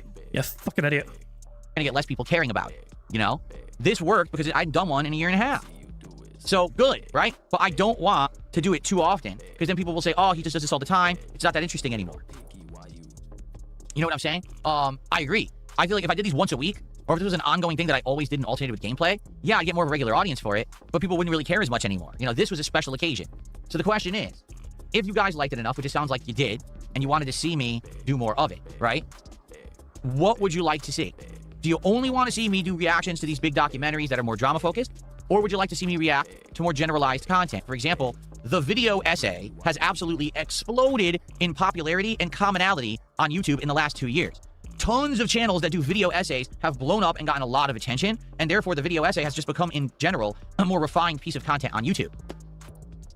You can watch video essays on pretty much anything. You know what I'm saying? Like the history of a game series, or something historical that actually happened in history, right? Or anything. You know, there's tons of things. There's something historical that actually happened in history. I mean, that's a very broad and vague definition of that, you know? And I mean, what's the popular saying? History is written by the winners. Just because it's in the history books doesn't mean there's an accurate portrayal of what actually fucking happened. That's just what the fucking winners said happened. There's channels that just cover so many different topics. So would you like something more like that that's more generalized and not really drama? Or do you only care about the drama? Is that why people showed up and supported? Is that you only want more drama content, right? If that's the case, what kind of stuff do you want to see me cover? Because like for example, the one thing that everyone kept asking when I was doing this particular react was, will you react to LTG, Low Tier God, and his documentary by June the King many years ago, which when June put it out, which was only a 30-minute documentary, LTG reacted so negatively. He slapped June the King with copyright strikes that were all false. June had to respond to them to get rid of them, and when he did, basically LTG doxed them. Okay, very underhanded. Okay, very, you know, awful way to conduct yourself on the internet. You've doxed people as well, you fucking hypocrite cunt. Then led June the King to make a 2.5-hour continuation documentary about LTG, which did huge numbers and did very well. So LTG was, again, kind of the Streisand effect. Oh, I don't want you to talk about me negatively. And then when he tried to hit him with false copyright strikes, a ton of people paid attention, so now more people know about him in a negative light than they did before. The thing is, both of those documentaries are good, but they're ancient. One is 7 years old and one's like 5, and most of the drama that LTG finds himself embroiled with today happened recently. You know, like he has a lot of personal... Wait, it would be fucking hilarious if he actually tries to fucking react to like fucking like, you know, 5-year-old fucking drama content. How often does Phil bitch and whine and moan about detractors bringing up old fucking things about him? They're bringing things up from 3 years ago, 4 years ago, 5 years ago, 10 years ago.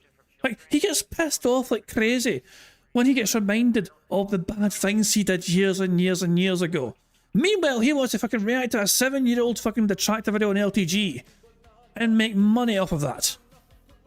Personal crap going on that's been exposed to the internet, and that stuff is not in those old documentaries, okay? But then, what would I react to? I don't know, because is there anything recent? I don't even know. I don't pay attention. You guys know me. I'm not sitting around searching for drama documentaries, so I don't even... Well, this is your business, Phil. You really ought to fucking maybe at least do some effort into the things that you think you should be good for your channel. The burden shouldn't be entirely placed on your audience. I'm not suggesting don't get ideas and feedback from your audience, but the fact that you have not done any fucking legwork whatsoever really shows us how invested you are in this fucking sort of thing. Not really. You know what's out there, all right? In addition to that, like, is there anything else? Is there other people who make documentaries and things that you'd like to see me react to? Okay, so that's question number one, is what even would I react to? That's question number one. The second question is, how often do I do this? Because I don't care. You know, I'm still okay. I still want to fucking do something. I want to fucking react with Steve of the Dead, at least, you know, and maybe we get like fucking Fantastic Sam involved and all. I want to react to like, this is how you don't play a FIFA when Phil played FIFA all those fucking days ago. You know, I want to react to that. That'd be great. You know, I mean, yes, it's old as fuck, but it'd be fucking funny. You know, but I know I want to react to. I'm not telling you guys what should I react to. You know, what I mean, that's just something. Hey, Broside Phil, and the viewers just joined the stream. Thank you very much, Broside Phil, and the viewers for joining the stream. I caught the very start of the stream earlier on, but I couldn't stick around. But I hope you all had a good time on Broside Phil stream. If you just joined here from Broside Phil stream and you don't want to stay, before you go, can you please hit the like button? You know, the more likes we have, the better chance we have of getting free spaces on the Bingo board. Feel free to stick. I mean, if you want to stick around, by all means, stick around. I hope you all have a good time. If you want to stick around, we're just playing Bingo right now. And right now, Phil is just basically fucking being a little bit cheer and telling his audience to give him ideas to fucking react to things. Fucking man, no fucking English, don't you? That's the worst thing you can fucking call me. I'd rather be called a fat fuck than be called English, you know. If you're going to insult me, you know, I mean, you sure fucking hit a low blow there. But there we go. But yeah, Phil right now just admitting that he's not done any legwork or research whatsoever into his crafts, you know, and he needs his audience to give him the fucking ideas. I'll be honest with you. I said this last night as we were adjourning this part right here. As you can see, it was my longest one, over 3 hours to wrap this thing up. Right? Who fucking cares? I said to the audience, I am actually legitimately exhausted. We have now done 4 streams of this over the last week, and it sucks the energy out of me. It really does. Okay. And it's because you're trying to fucking pretend you actually care about the fucking subject matter you're talking about and you don't care about it. You know? You're exhausted because you're expelling energy by pretending to show enthusiasm for the subject and topic matter, which you would have dropped in part 1 had the money not been there. You don't have the heart for it, Phil. You don't have the passion for it. You don't care about reacting to it. You're only doing it for the fucking money, for the paycheck. And you would have dropped like a fucking bad habit the second our stream got slow and not continued with the fucking thing. Maybe that's why you're so fucking tired from reacting to the whole fucking thing. You just didn't care. And the whole premise of you doing this was not to fucking naturally fucking learn more about quartering, but to fucking make it about yourself, as everything has to fucking be. it makes me exhausted and tired, okay? So because of that, I don't want to do it all the time. Like, my honest take is maybe once a month. Because the good thing is you can find a time of the month where maybe the gameplay... They're going to fucking do react commentary like it's a fucking period. It's that time of the month again, guys. Phil's having his react. It's that time of the month.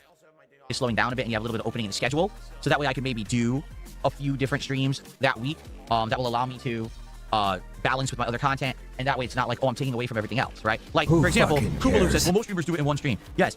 And most streamers have nothing to do with me and my work ethic. All right, most streamers don't put out the amount of streams I do. Most streamers don't have a set schedule of variety that works for them, which is why I'm still pertinent after 18 years. I don't care what most streamers do. I'm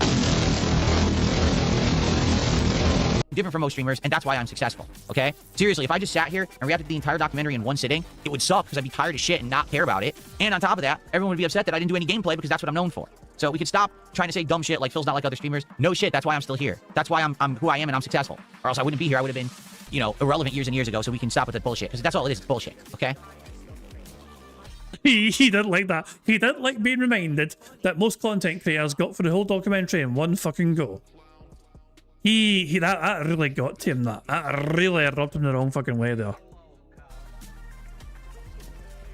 Exactly. Cypress TV says, I bet you would really enjoy a Chrono Trigger video essay, but I don't know about the audience. You're right. That's the point I'm making is there's certainly things that I know are out there that I would really enjoy reacting to, but it doesn't mean that you would enjoy watching me react to it. You know, a lot of the things that I like aren't in line with what the audience likes. Let's put it that way. Like, I'm not streaming just for me.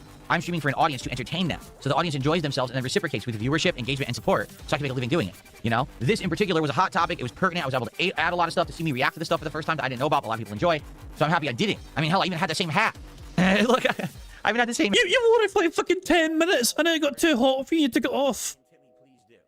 Hat, which is hilarious. But that doesn't mean that the next time that I go to do it, that it's going to be the same situation, right? So what I'd say is this. Let's lay off of it for now, okay? All right? Let's lay off of it for now, but let's talk. I want to plan out if we're going to do this again and when we're going to do it. What I was thinking is sometime in June. June actually looks like a much emptier month for games, because the thing is, starting this week, we got Forza Horizon 6, then we got 007, then we got Lego Batman. We got a lot of new games coming out in the next couple of weeks that are going to keep me busy, okay? However, in June, things are going to slow down significantly. Okay? So what I think we should do is talk about this and, have people suggest things.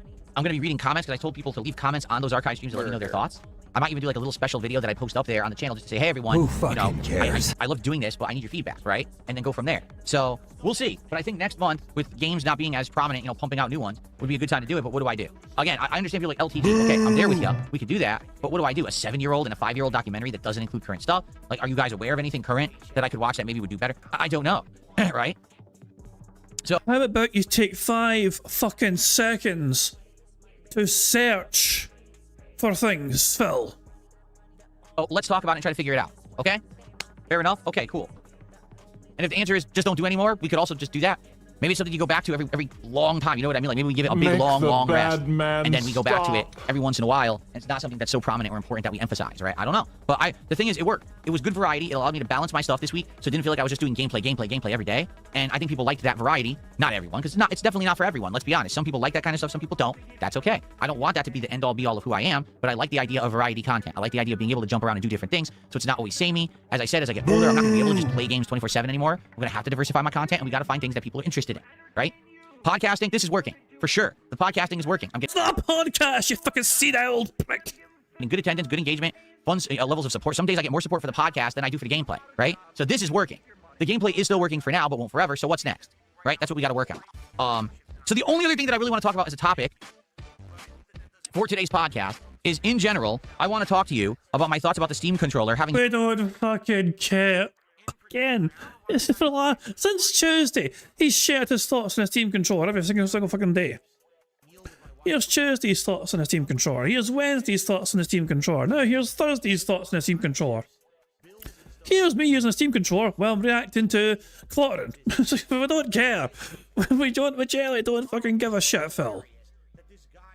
Used it over the course of this week in a few different games. So, quick summary. The Steam controller is a controller made by Valve to work pretty much just with the Steam library of games on PC. Okay? Now, can you use this for other things? Yes, if you use mods and things like that. If you're talking, I just took it out of the box and I plug it in, what does it work with? Steam. Okay? However, it does actually navigate around Windows and PCs as well to do other things, which I showed you guys a couple days ago on the last podcast. Okay? So, first of all, the controller's a little bit heavier than other controllers, and I think that's because it has the touchpads and it has a really long battery life. People are saying it can last up to 35 hours. I can tell you this, I haven't had to charge it yet. So that's a good thing, obviously. It works with everything through Steam so far that I've tried, including Mouse PI for Hire and Directive 8020. Tonight we're going to try it with a variety of fighting games, so that'll be another direct test. The trackpads, they work pretty well. Now, they don't work fully, and what I mean by that is you may think you can walk around using this trackpad. You can't.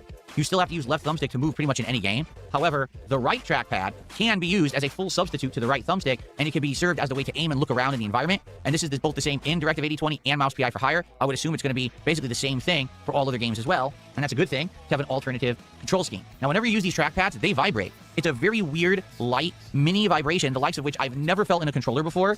It almost feels like the controller's giving you a thumb massage. And at first, it can be a little bit off-putting, like, ooh, that feels really weird on my thumbs. Why is it like that? After a while, you do get used to it. It doesn't become such a big deal. But I do absolutely like the fact that it just feels like they're doing something different. And they are touch-sensitive, meaning if you push down and hold with your thumb, it's like clicking a button and can be used in that way, and I really like that. The triggers seem fine. I used them for Mouse PI for Hire to beat the game. I mean, that was the hardest part of the game, and I pretty much had no problems with the controls. The only criticism that I have of the controls on this so far are the face buttons. What do I mean by that? As you can see, this controller, the face buttons are very close together. In fact, they're much closer together than most other controllers that I've ever used. Okay? And because of that, there were a couple times when I was trying to really fast just do something, and my finger would kind of try to hit the right button and kind of miss because it's used to having to go further. And that wasn't good. There was a time I actually died in Mouse PI for Hire where I had a health power-up literally sitting in front of me, and I misclicked and missed the button and died. And I was like, oh, that sucks. So that might be a little bit of a learning curve, right? Just a little bit. And what I mean by that is you're going to adjust to it. It just takes time because most other controllers have the buttons further apart. Because there's so much going on this controller, you have to adjust to that. And it could be a little bit of a challenge. But once you do, I think it's going to be fine. Okay? Originally, I criticized this saying, I don't think it's going to be very good because it doesn't have a grip. I take that back completely. This has a texture. and the texture allows you to grab it and hold it firmly, and it doesn't really get sweaty or slip out of your hands like originally I thought it would. So that's something that you wouldn't know until you finally have it hands-on. Yeah, it's not a concern like I originally thought it would be, because I was like, oh, all my other controllers have this texture to them, and this one isn't going to have it, but it actually does. It's just a really small texture, but it's on there, and it works nicely, okay? Also, as I've told you, I prefer the Xbox controller layout that has a thumbstick up here and then one down here. Well, having the dual thumbsticks next to each other isn't so bad, and you have the option to go like this and play like this instead, and that also works fine. So I actually like it. I don't mind it at all. The final test for me will be when I actually play fighting games tonight and I test either the D-pad or if you can use this to play fighting games. I'll be honest, I don't think that's going to work. I think it's going to be D-pad only. Don't care. I don't know how good this D-pad is. I'm going to be honest, I'm feeling it. It doesn't feel great. It feels mushy, and it's very smooth with no texture to it. I feel like it's going to be hard to pull off motions on this D-pad. And therefore, it might be impossible to do 360s with Zangief, or to do proper charge moves, or sure, I don't know. We'll see when I mess with it tonight, and we'll go from there. I'm not feeling it. I think the D-pad might be a little bit underwhelming. I'll tell you this, the thing that I liked the most about it so far is that you can navigate windows with it. You can use this pad to go up and down in a window or browser, and you can use this one as a mouse to just literally go around your screen and click, and you type by pressing the X button, it opens up the keyboard. I think it's awesome. It's an alternative way to navigate a PC, and I can definitely see this as being a way to bridge the gap between someone who is a console-exclusive gamer, but perhaps you're going to be interested in getting the Steam machine coming out later this year, and you don't want to go full mouse and keyboard. This could be the way that you navigate the Steam machine, you know, without having to do that huge transition, okay? So that's what I think of for now.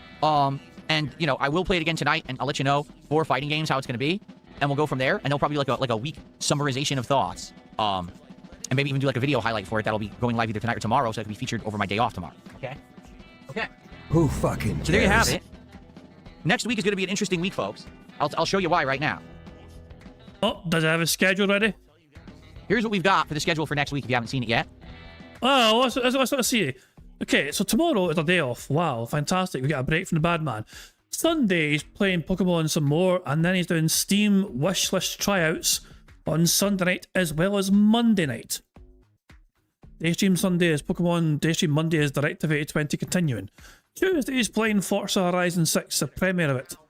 And the night, Saros gets relegated to a night stream on Tuesday. There we go. So today it's Saros and Friday Night Fights Classic Fighters. I'm off tomorrow. When I return on Sunday, we'll do a return podcast, Pokemon Fire Red post game, and on Sunday night we're going to do a Steam stream. So we're just going to open up Steam. People are going to make suggestions. I'm going to look for certain games, probably watch their trailers and wishlist them, and maybe by the end of the night we'll actually try some games. We're going to do exactly the same thing Monday night, but likely on Monday we're guaranteed to try out some new games. The goal is to try to find a few indies and things that people are interested in seeing me play so we can have new content for the streams for the next couple of weeks. Monday, we're going to be doing Direct-to-Video 20 again and likely finishing the first run. Tuesday, we're going to start with Forza Horizon 6. Now, the interesting thing about this is that I'm going to be playing that with the wheel and pedals. It's my Logitech wheel that I was using for Truck Sim last year, and pedals and the shifter, so it'll actually be like I'm driving a real car for the first time in an actual driving game like that. That'll be neat. So I'm excited for that. I just don't know how well it's going to go because it's just a whole lot of driving. I don't know if people are going to like it or not, if they're going to be bored with it. We'll see after that first stream. And yes, I'm going to now start doing night streams of other games. So Saros will be a night stream on Tuesday, and we'll see how it does. Again, I don't know if people are going to keep showing up for Saros or not, because I do realize the game is getting way more repetitive, okay? So that's, in general, what we're doing next week. We'll balance all of those and see where it goes from there. Likely we'll have a game or two in the rotation from those Steam tryout nights that we can also play as well. So we'll have good variety next week, okay? Now, yes, I'm going to address this. So BattleDuck said, I was going to say Forza is supposedly out, but it's just early access for premium pre-orders. That's right. Like, Forza Horizon has always been a Game Pass game. So Forza Horizon 6, I'm going to play on Game Pass Ultimate, and it comes out Tuesday. Now, you might say, well, how are people already playing it? Well, they either got it for free because they were, you know, the special selected promoted influencers who are going to kiss the game's butt and say it's the best game ever, or they paid extra. But I think it's like $15 to $20 extra to play it early. Why would I? Well, so obviously, if they're content creators and they're getting the game early, then I guess they really care about getting the game early and invested in the game to give their audience a first look at the game. There is nothing preventing Phil Burnell from dropping money on this game and giving his audience one of the first looks at his game.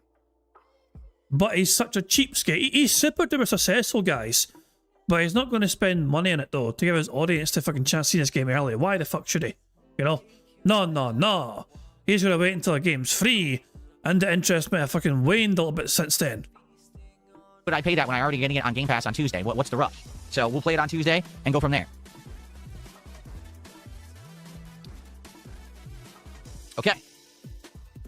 All right, everybody. So that's what's going on. I mean, that was a big, almost hour-long recap to let you know what's going on. And that was an hour of crap. An hour of gibberish crap nonsense. Waste of fucking time. Only other thing is, DSP tries it. Like I said, the last few weeks that we've been doing DSP tries it, we've been doing these collab meals that have been very, very hit or miss. Outside of that, we went to Taco Bell to try a triple double crunch wrap that literally did not exist. It was a scam. We went back to Jack in the Box and tried the Smashed Jack's Munchies box. We went to Potbelly and were very disappointed by that sandwich shop. We tried the new Whopper. We tried some bundt cakes. Chick-fil-A blew me away with the new sandwich that I thought was one of the best, if not the best chicken sandwich I ever had in fast food. We did the Big Arch, remember that? So we did a lot of episodes, but at this point, I honestly don't know what to do.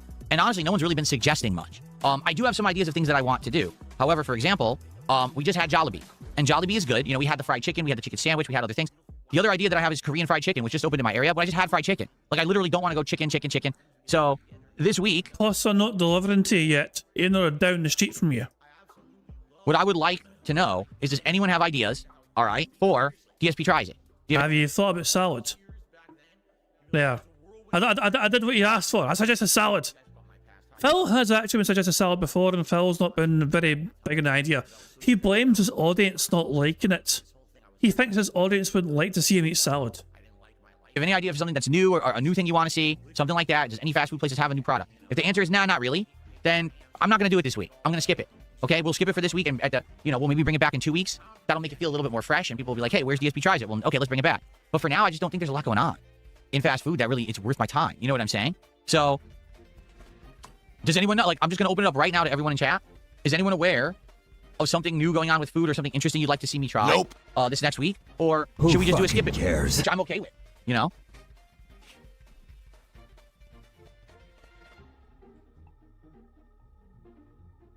Sean says, what about a local place like when you did Salty Blue? Well, the thing is, I already did it. You know, like there's some places that I like to return to. Katsu Burger, remember how good that was? He's not telling you to do Salty Blue. He's saying something like Salty Blue. It's local to you. Was the 2 times we had it. So maybe like once a year, I go back to a place like that. But the thing is, most of the local stuff around here, I've tried. I'll tell you, I'll be honest with you. The only thing I haven't tried, there's a zillion freaking Asian restaurants out here. Why has he got such a hate border for anything Asian related? All because 3 Japanese players fucking got the better of him at fucking EVO in 2005. You know, he was 4th in the world because of the damn Japanese, but he was #1 ranked American, no? Phil has never forgiven the Asians for that fucking evil fucking thing they did of being better at fucking Street Fighter Super Turbo. Oh, for God's sake. There's no of Asian places, I don't fuck them. Hi. I'll tell you, I'll be honest with you. The only thing I haven't tried, there's a zillion freaking Asian restaurants out here. There's 20 Vietnamese restaurants, 20 Thai restaurants, 20 Asian fusions. There's everything out here is this samey Asian shit. And I'll be honest, most of the ones that I went to just aren't very good. They're kind of crappy. I'm like, oh, I just don't want to go there and eat that as DSP Tries It. Number one, because it's not a chain that you can go to. Most people don't care. Historically, those episodes where I try something local and different don't do well unless they're really visually appealing. Like Katsu Burger, the first time we went, and it was this insanely huge sandwich. Yeah, that one did really well because it was just very photogenic, right? If that makes sense. But just going to one of these places that you can't go to, most people don't give a shit. All right, that's number one. And number two, I've pretty much been to them all. All the good ones anyway. Like we had the meat pies, we did the fried fish at Salty Blue, we did all. Funny that Phil says that he's been to all these. So remember, in the last couple of years, he says there's been zillions of these places that have opened up here. You know, zillions and zillions of these places have opened up in the last couple of years, and Phil's been to them all. I thought he rarely ate out as much these days, you know, and it's all about healthy eating and all about a healthy lifestyle, you know. Very strange for Phil to admit that he's been frequently, you know, going to these zillions and zillions of different like Asian places or whatever to have his meals, when he claims he doesn't DoorDash as much anymore. Kardashian's asking what's his current view count. It's 191. Yeah, sorry, it's a bit cut off. You know, I could try and move it if you want. Actually, I could try and move it up a wee bit. I don't know. I can't get the whole thing. I have to like crop it a wee bit. You know what I mean? So to get the whole thing in frame properly. But it's 191 current viewers that Phil has at this point in time. All the unique stuff, there's just not that much left. You know, we've gone through it all, and sadly, a lot of the places that were more unique have shut down, and more Asian restaurants are opening up. More generic, crappy Asian places, which sucks that this part of the country used to be known for its big diversity, and now everything's just turning into an Asian restaurant, which is lame as shit. I couldn't tell you how many places have shut down in the last 2 years and became a tea place. A tea with boba in it. Wow, there's like 14 of them on a block now. It's not special. I don't know why they keep opening, because they're not even busy, but they keep opening the same fucking business around here, and it pisses me off. I used to love that there was all this variety, and it doesn't exist anymore. Oh, you're successful. Why don't you open some sort of authentic Italian-style fucking restaurant? You show them who's fucking boss. So, again, unless you guys have an interest for something specific, or you know of something interesting going on in a fast food place you'd like to see me check, I think that we're going to probably skip it this week. So does anyone know anything? Be sure to tell me, tag me in the chat, let me know what's going on, and I'm willing to check it out. But unless there's a good idea, I think we might just not do it, and then we'll wait and we'll go back in maybe a couple of weeks. The Denny's He-Man meal. Oh, good lord. I'll look it up. Oh man, a Denny's He-Man meal. He-Man movie promotion menu. Oh no.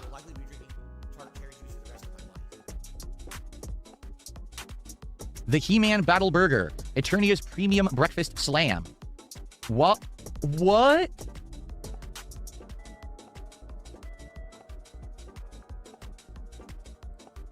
What? This, okay. It's just generic fries with a burger that has, like, I think pulled pork on top, which of course is fake. It's not going to be real pulled pork. What does it say? Juicy beef, hand pulled beef. So it's beef with beef and bacon. So it's not pulled pork. It's beef, and bacon. And you know that beef's made somewhere else, right?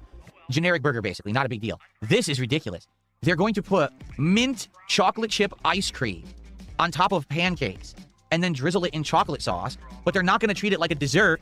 They're going to instead put it with eggs, sausage, bacon, and hash browns. That is so crazy that might actually just work.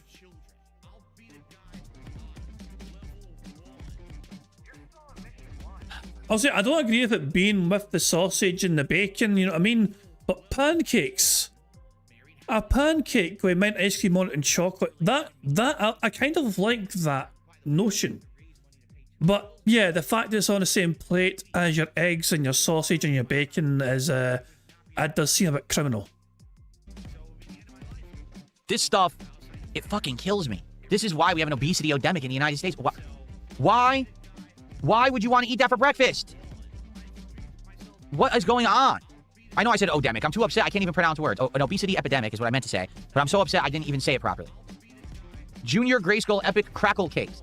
No, don't get this for your kid. Look how much sugar. Skeletor's Dark Shakeverse. Strawberry ice cream and blueberries collide in a sweet electric shake top with whipped cream and crackling layer of Pop Rocks.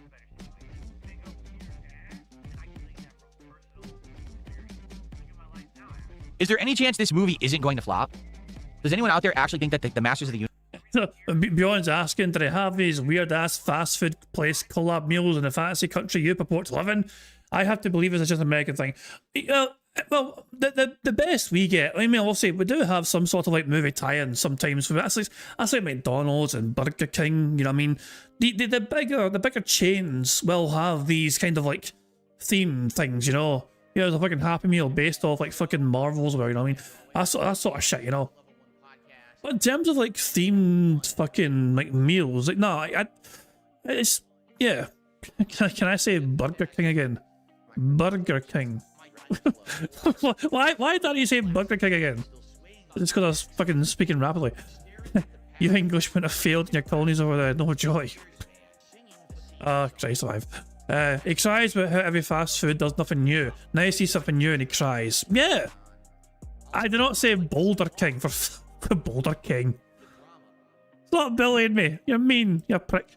Universe movie in 2026 will do any kind of money. Did you see the preview, how bad it looks? The movie looks like complete ass. Like all of the effects and CGI, and it's all garbage. So I can't imagine that this movie is going to make $1 profit. Like what? Who made that movie and thought, hey, I know what would do well in 2026? Masters of the Universe. Yeah, it's very pertinent for today, isn't it? Like, what is going on? Oh, and you're not, Phil? I almost feel like this is the tail end of the nostalgia wave of bringing shit back from the 80s, and this will be like the death knell for it. Maybe finally we'll say, okay, stop. You've already revived everything from the 80s. It's not working anymore. Just stop doing it. Because I mean, I grew up loving He-Man. I was my first ever action figure line cartoon that I watched as a kid. I had a bunch of He-Man and the Masters of the Universe figures and stuff. I did. So, you know, it means something to me. I grew up. It was a big pop culture. Shut the fuck up. This is meaningful to me because my mommy actually bought this action figure for me. Pop culture nostalgia for me. I have zero desire to see this movie, and I'm the target demographic, and I don't want to see the movie.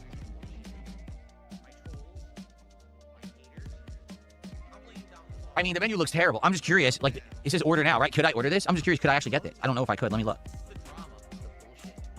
Right on the DoorDash. He goes. I'm just going to see if this is available to order.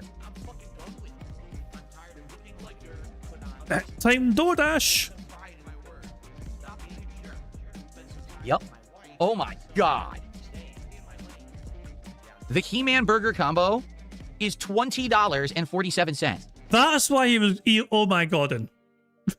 That's why he was oh my god. And I thought he was oh my god about like fucking like checking a calorie intake or something. No. It was a price. And he was like, what? Oh no! He grew up watching a buff man in a loincloth. It's very meaningful to him. Yeah, and never really left him, did it? He loves seeing that shit.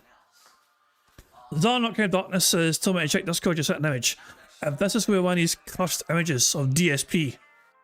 Oh, it's not. Oh, that's. Okay, this is good. This is not okay. Zarnock, known for their interest in imagery, has not made a DSP image this time, but they actually shared. They have shared the. So, they've not said what it is. To me, it looks like a big pancake with banana on it, and vanilla ice cream, and chocolate sauce. We had this in the Netherlands. I've eaten it a few times. That looks dynamite, that. That looks fucking dynamite. So, you cut a banana in half. Yeah, that's quite lovely. Yeah. Is it a crepe? I thought it was a fucking pancake or a crumpet or something, but yeah, it could be a crepe. Maybe a crumpet. It's quite a large fucking thing, you know what I mean? So it could be a big crumpet. But yeah. That looks dynamite though. Yeah, there we go. Good stuff. That is a pancake in everyone's. To me, that's like a... I mean, also you have pancakes. I think of a massive pancake as a crumpet. You know? Crepes are real pancakes. American pancakes are fake, says Bjorn. Well, to be fair, Americans do call some things differently over there compared to other people in the world, you know. Like crisps, chips in the UK are very different than chips in the US, you know. That kind of thing, you know. Let's crack on the bingo. Let's get back to the bingo. American pancakes, how'd I hear? Apparently Scotch pancakes. Jesus. For that burger, with the pulled beef and bacon, lettuce, tomato, pickles, and just a side of fries is $20.47 to order. The Skeletor shake is $8. This combo here is $15.58. Yeah, on DoorDash, where the fees are enhanced because of DoorDash. You could just go there in person, you know, and, you know, get it for takeout.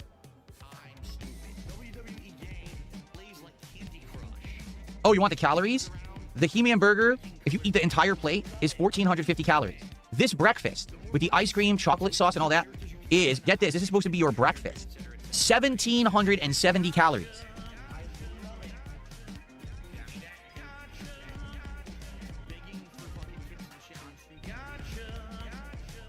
Anyway, do I want to try this menu?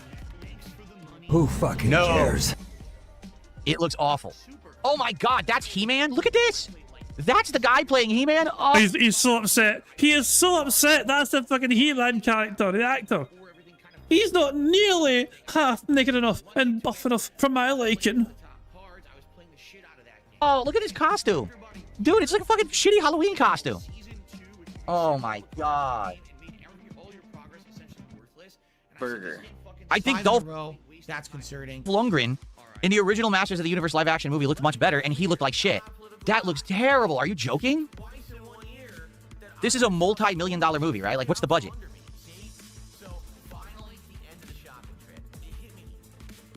Also, you want to know what's funny? Okay? It's called Masters of the Universe, right? Yet even Denny's admits this is just the He-Man movie promotion menu. What do you mean? The name of the movie is Masters of the Universe, not He-Man, but everyone just says He-Man, calls it He-Man. No one calls it Masters of the Universe. Everyone just accepts the fact that no one cares about Masters of the Universe or knows what that means. Well, I mean, that looks awful, doesn't it? That looks absolutely terrible. Yikes. Okay.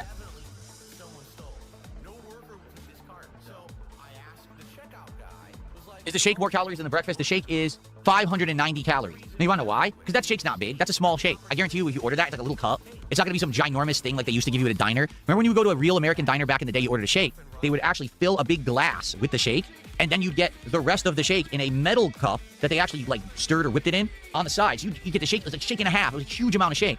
Today, you order a shake, it's like this tiny little thing in a tiny little cup, and you finish it in 3 sips. So that's why it's probably only 590 calories instead of 2,000.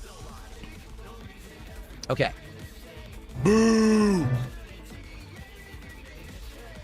What? The budget for Masters of the Universe is between $170 to $200 million, and that's what they came up with. An outfit that I could wear and look better than that He-Man. Why don't you back it up with a source? My source is that I made it the fuck up. Oh my god. Anyway, let's move on. So guys, now I basically covered all of the topics that I would like to talk about today. Time back. All right. If you have suggestions for DSP Tries It, share them. Let's see if we can come up with something good for Tuesday or for Monday. If not, we'll just skip it for this week. Okay? Now, what would you guys like to talk about for the rest of the show? Go ahead and tag me in the chat. Let's see what's on your mind. Let's do some open Q&A and hang out. 5 in a row. That's concerning. The next, half an hour to hour, whatever's on your mind, before we jump into sorrows for today. So let's see what you guys want to chat about. Goulash, I don't care that you shaved your head. I don't even know what you're talking about. Please stop spamming the chat. Okay.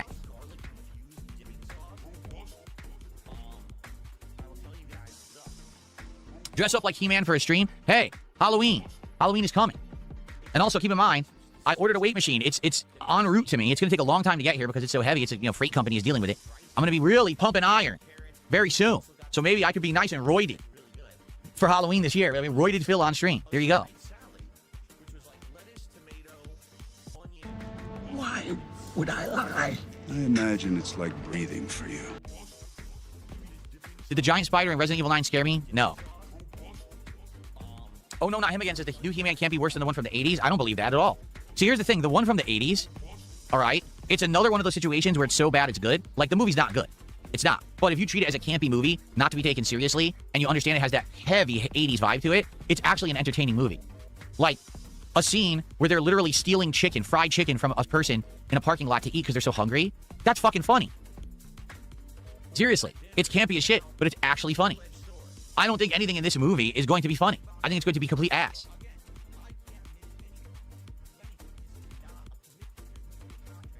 So even though you have not seen anything of it whatsoever, you immediately jump to a conclusion without even fucking seeing a second of footage.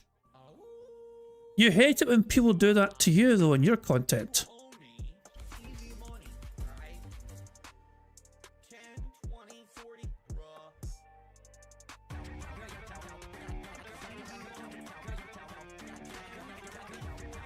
Yeah, I know, that's the other thing. Like, let's be honest, Jared Leto, yes, he's an Academy Award winner, but that was a long time ago. Every movie this guy is in flops. Like, literally every movie. So why would you want him in your movie? I'm actually at a loss. Like, you would think that movie makers would be like, he is, like, the opposite of what we want if we want to be successful. Yet they keep casting him and putting him in prominent roles. Like, what, are you stupid? I don't get it. What does Jared Leto have 5 in a row. That's concerning. on Hollywood that they keep casting him in prominent roles for movies that just flop again? I mean, what is going on there? I like... Maybe he's affordable. Maybe he's not got a lot of fucking mass demands when it comes to like salary and wages, whatever. Who fucking knows, Phil? To know. Scrollsifer says, is there a difference between a regular PC controller versus Steam controller? Yes, the touchpads. The touchpads allow you to navigate around Windows as if you have a keyboard and mouse. That is the big prominent difference. Outside of that, it just seems to be a pretty good pad for games. Like I said, I played Mouse PI for Hire, and it controlled really well. I had no issues with that. Even in the finale of the game that was ultra challenging, I beat the game with it, no problem. But outside of that, it's the trackpads that are the unique piece of it.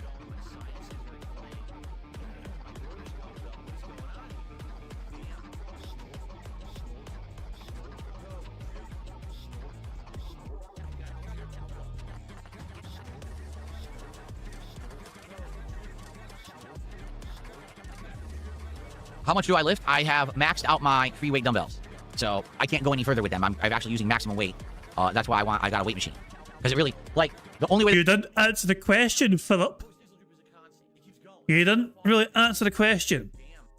Like baby's first dumbbells that are fucking plastic and fucking weigh like 5 fucking pounds or something. I was going to do more weight was to either buy the insane ones that really aren't viable for home use because they're so huge, or to get like an actual barbell where you can stack way more weights on it. But again, I don't have room. Like, I just don't have room for that. I don't even have room for like a weight bench with the barbell or whatever in my house. I'd have to put that in the garage, and I can't because it's not climate controlled. So I needed to get a machine that has, you know, everything you do the exercises in a compact space. That's why I got the machine. I wonder if Phil's going to fucking take a stream off one day to put the gym together, the fucking the equipment together. Because how is he going to find the time to construct it all with Cat?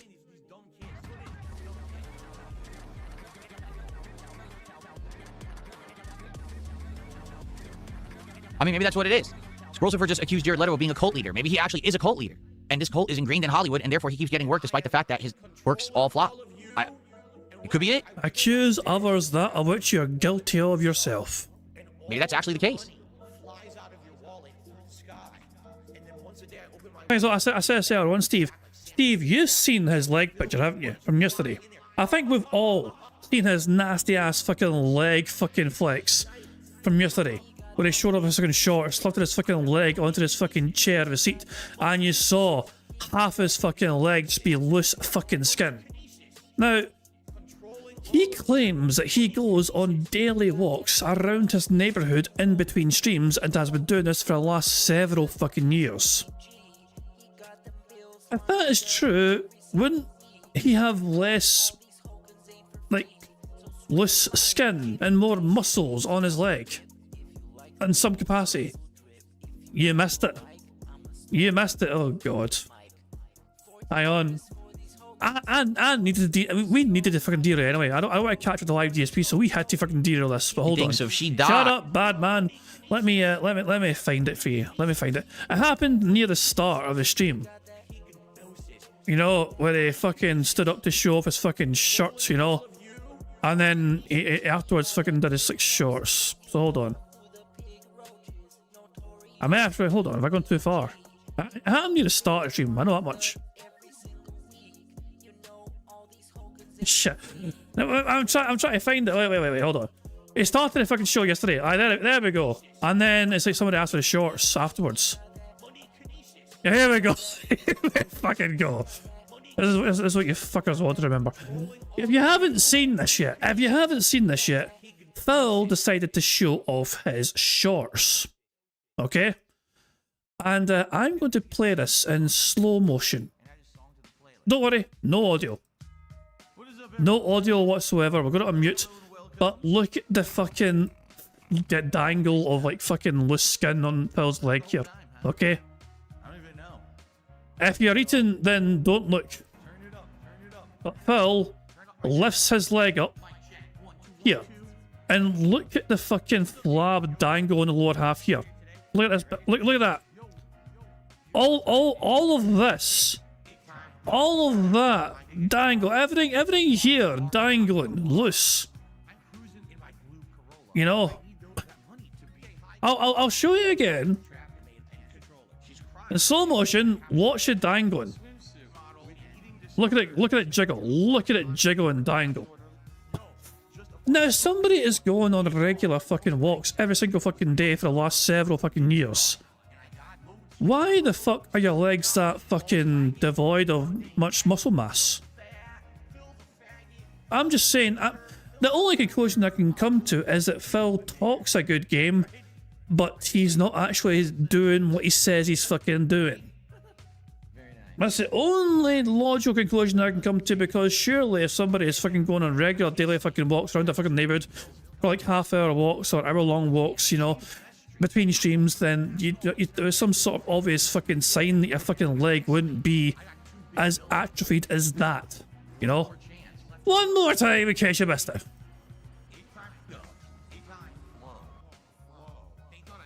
Jesus Christ. Well, there we go. Anyway, let's get back to our regularly scheduled content of doing bingo today.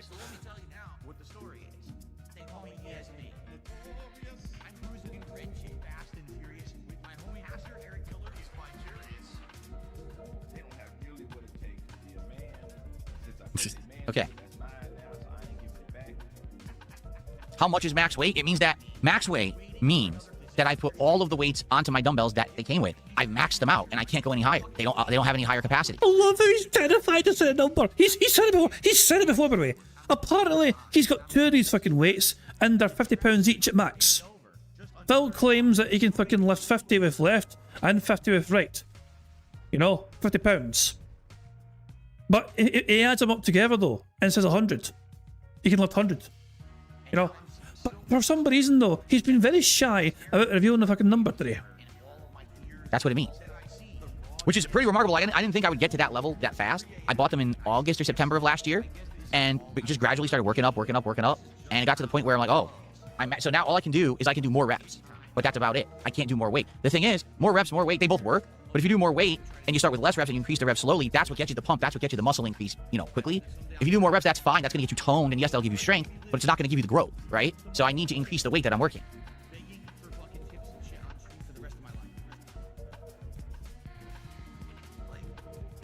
I told you guys I was going to bring my weights into this room. I was going to come bring them and show them to you, and you didn't reciprocate. I said, yeah. You wanted to charge your audience like fucking $600 or something.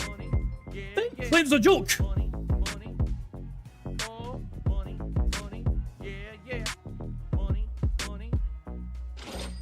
Goulash tipped £1. Oh God. I'm so disappointed in Phil. I was going to tell him that I shaved my head and I got a swastika tattoo as well. Very, very sad. Oh, that's a shame for you. That's fucking tragic for you. But oh well, maybe tomorrow, Phil, if I forgotten all about it, and you can fucking get a chance to tell him tomorrow again. Actually, tomorrow's the day off. Never mind. Maybe on Sunday if I can tell him. Who knows? Because Phil's got a fucking terrible memory. Remember, Phil drinks like a fucking ridiculous fish. You know what I mean? So yeah, you get a chance to fucking tell him again tomorrow. Okay, so there we go. Thank you very much for the tip, though. Phil. Okay, what Phil just said here, I'm still rattled. I'm still rattled by what fucking Phil just said here. He claimed at the time it was a joke goal that he didn't expect to hit, and he fucking set a ridiculous fucking target for it so he wouldn't have to fucking go through with it. And now he's trying to fucking imply here that he would have fucking done it after all for this thing here. I told you guys I was going to bring my weights into this room. I was going to come bring them and show them to you, and you didn't reciprocate. I said, all you got to do, we got to get some support, and we didn't get the support that day, so I didn't bring them in. I said, forget it. That was your one opportunity. I was going to bring the weights in here and show you. No lie, that was going to happen. I was going to literally just bring it in and say, here it is, and no one supported it. So I said, well, screw it, then you don't get it. Sorry. That's how it works. What do you think? This is DSP's house of freebies? Is that what you think this is? DSPs give you everything for free, Emporium? No. No. That's not what we're running here. Boo! Don't worry, guys. I won't charge you for bingo. Phil might charge his audience all fucking times, but bingo shall still be free. How much support did I ask? I don't remember. I legit don't even remember. I don't remember at all. When did I do that? April Fool's? I think it was the April Fool's Day, right? Because one stream I said I would bring my weights in, and the other stream I said I would lift up my shirt and show you my abs. That's right. Now I remember. And neither time did I hit the support come in, so I was like, oh well. I think you set like $1,000 each goal or something. He hasn't removed the emote because he hasn't got the power to remove it because it's not his. It's a kick emote. He cannot remove kicks on emotes. But he is banning people profusely for fucking spamming it. So I think more people are wary of spamming it. Plus, he has the new Phil Flex emote, which people are spamming instead, and there seems to be no problem with people spamming that emote. Well, I guess you guys just don't care. See, that's the thing. You want everything for free. You don't want to actually pay for it to earn it. So you don't get it. That's just how it works. You're not going to get these things because the thing is my core audience doesn't care. My core audience is here to chill, to talk about games, to have fun. They don't care about the weights I'm lifting. They don't want to see my abs because they're normal people. Then why the fuck are you bringing it up? Why do you insist on talking about it like every single fucking day? It's a fucking special fucking subject. If you know your core community don't give a shit, then why do you insist on talking about it with your core community? It doesn't make sense, Phil. But you weirdos on the fringes of the internet who want to see this shit, you gotta pay for it. I don't give away this shit for free to weirdos.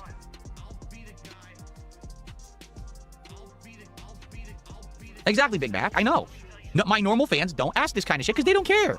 They're good. They're like, listen, we love chilling with you. We like who you are, your personality. We like the way you play games. We like having a good conversation. We don't care about that. Why do I care about the size of the weights you're lifting? Why would I care? They don't. Normal people don't. Only weirdos. Because maybe that's what I should do. I won't open an OnlyFans. I'll open an Only Weirdos. So you know that you're a fucking weirdo if you subscribe to it. And then when you do, then I'll show you my weights and, I'll do my exercises. So you can see a guy who's happily married, 44 years old, exercising. And then you can, whatever you do, whatever weird shit you do, Only Weirdos do, but you have to pay to access it. There you go.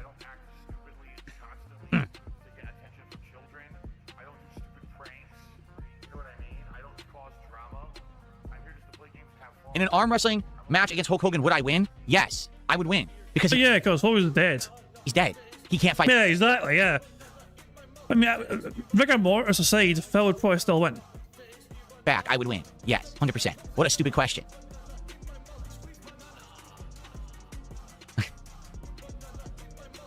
Theodore, today's your birthday. Happy birthday, Theodore. I hope you have a good day, man. I hope you got some special stuff planned. I hope you're giving money, Theodore, so you can then give me that money.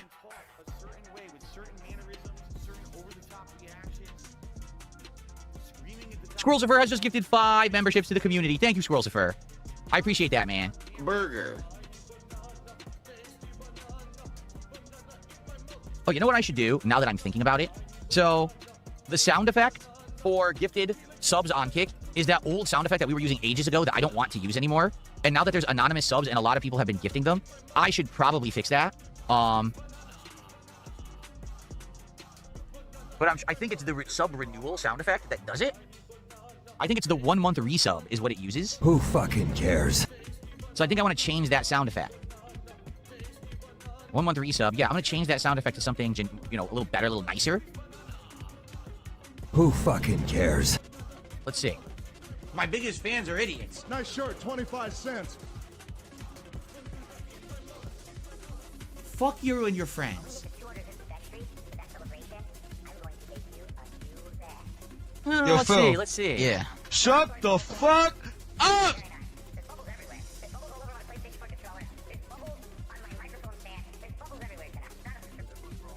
I think for now, I'll just have it be the Sonic Extra Light. So it'll look like this.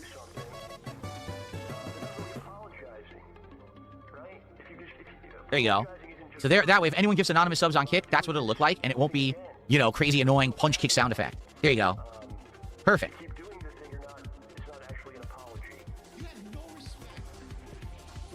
Yoshi and the Mysterious Book comes out next week. Thoughts on the gameplay? We looked into it. It doesn't look like something I'm interested in. It looks way simplistic with its cutesy, cartoony style. Shut up, you fucking prick. Guys, if we get 50 likes on bingo with one bingo, we are 2 away from a full house as things stand. And if we get 50 likes, that would 2 free spaces. So, yeah. 50 likes, it's game over with one bingo by Free from the Bad Man. Looks like it's for kids, like little kids. It doesn't look like a Mario game that I would enjoy, so I'm probably just going to skip it. It looks fine for younger kids, but I probably wouldn't care.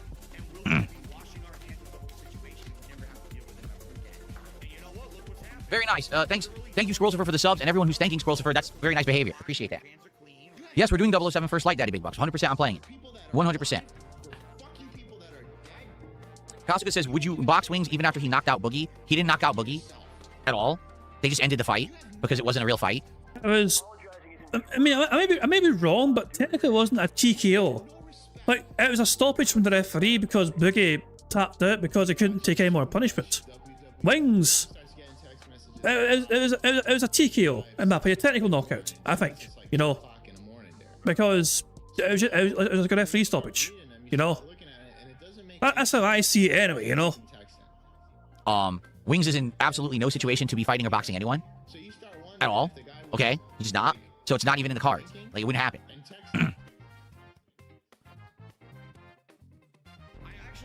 It wasn't a technical knockout. They just ended the fight because it wasn't a real fight.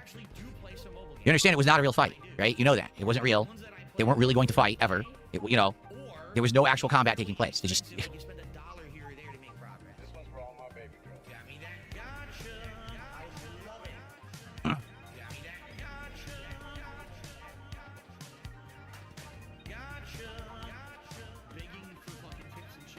What's up, Dead to Me? How you doing?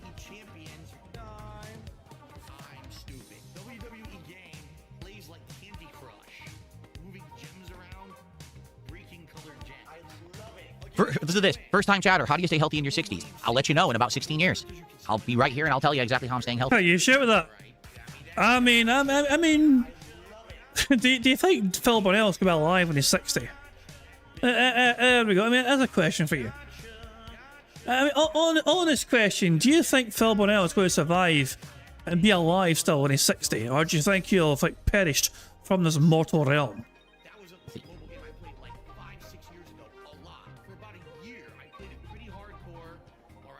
Would I box Wings because I have the stamina? I have no desire to box Wings. I don't want to hurt him. I don't want to hurt Wings Redemption. I have nothing against him. Wings would fucking destroy you, Phil. Wings would fucking batter 7 shades of shite out of you. If you two had a fucking boxing match, you know? I'd rather see LTG in you box, though. I think that would be far more entertaining. You know? I think you get LTG and fucking DSP in a fucking boxing ring. And don't stop it too early, please. Would not want to strike him.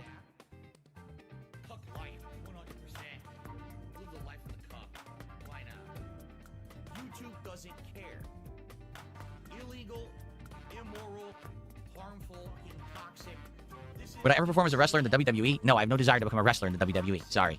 It ain't happening.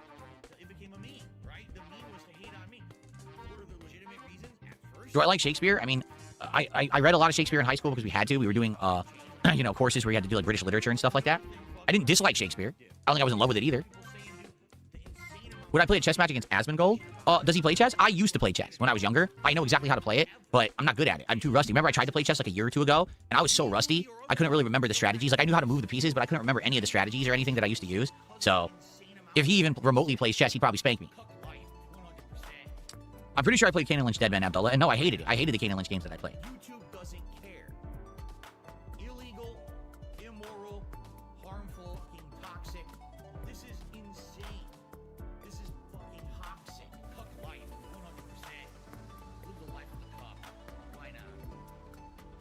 Kyrie, thank you for re-upping your membership on YouTube. I appreciate that. Everybody, quit boring everyone.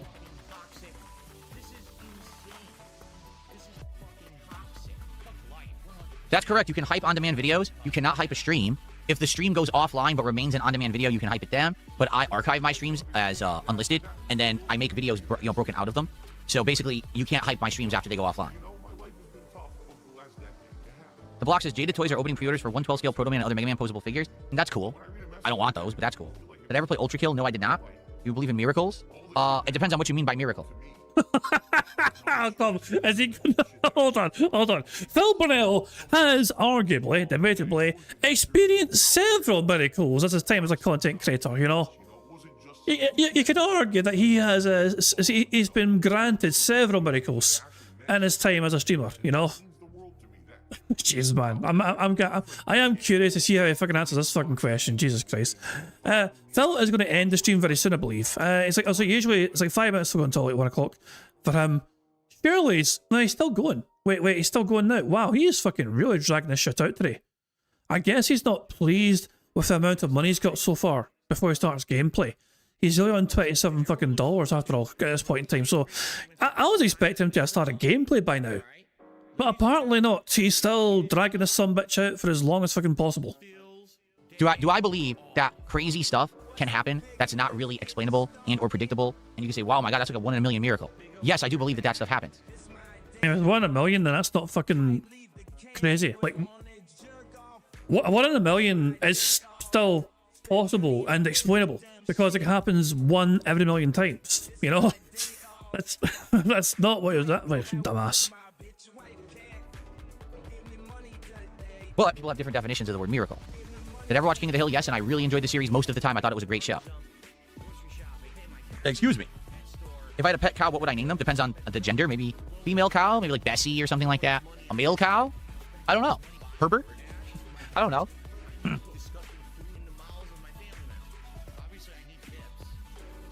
Bruh.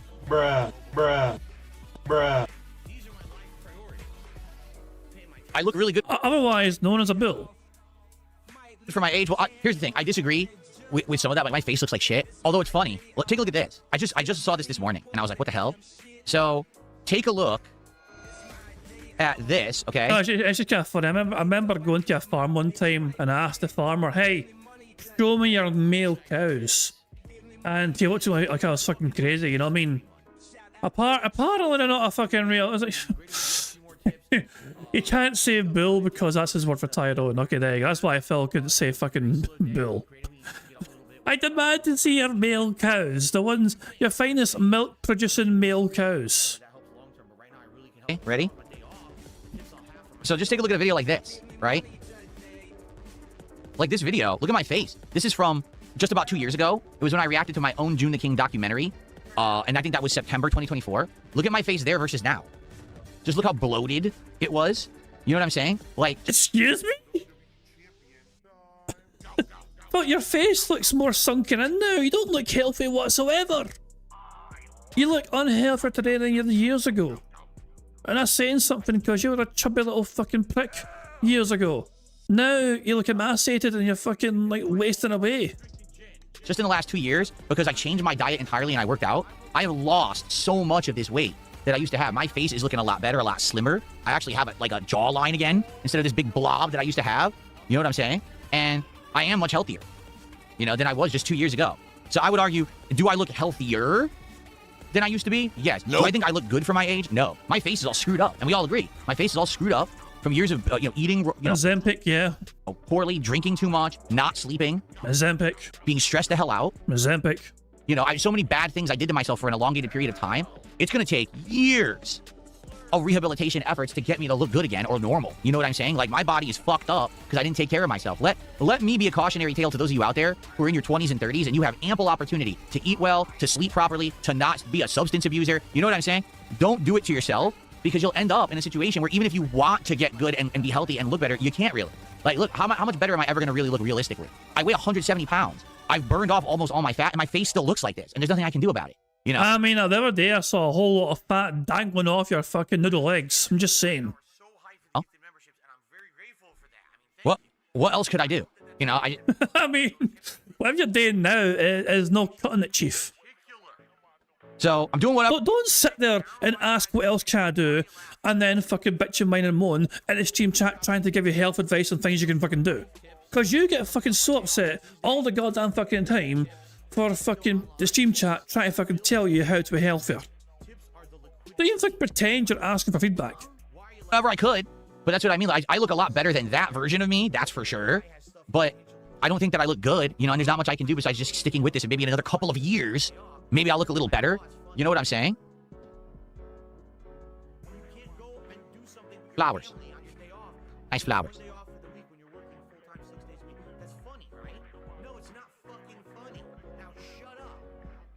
Do I plan on having a six-pack? I don't know, because I never had a six-pack. When I was young, I didn't have a six-pack. But does he plan on having one?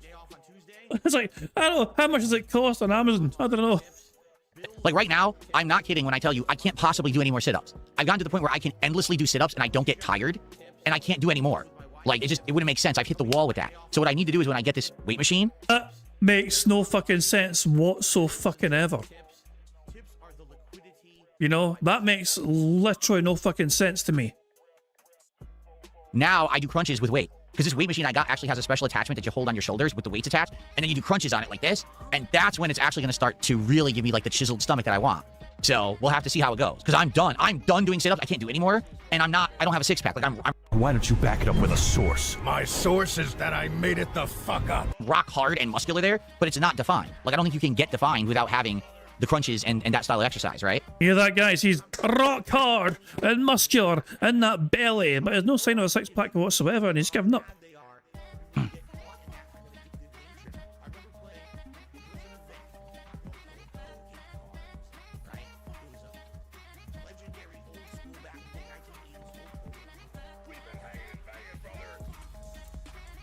Abs are made in the kitchen. It's about diet. And you guys know, hey, I've cut a ridiculous amount of carbs out of my diet. I've cut pretty much, you know, a lot of fat. I don't eat cheese and shit. You just fucking admitted that in the last few years there's been millions of fucking Asian places that have opened up that are fucking food outlets, and you've been to them all. You don't like most of them.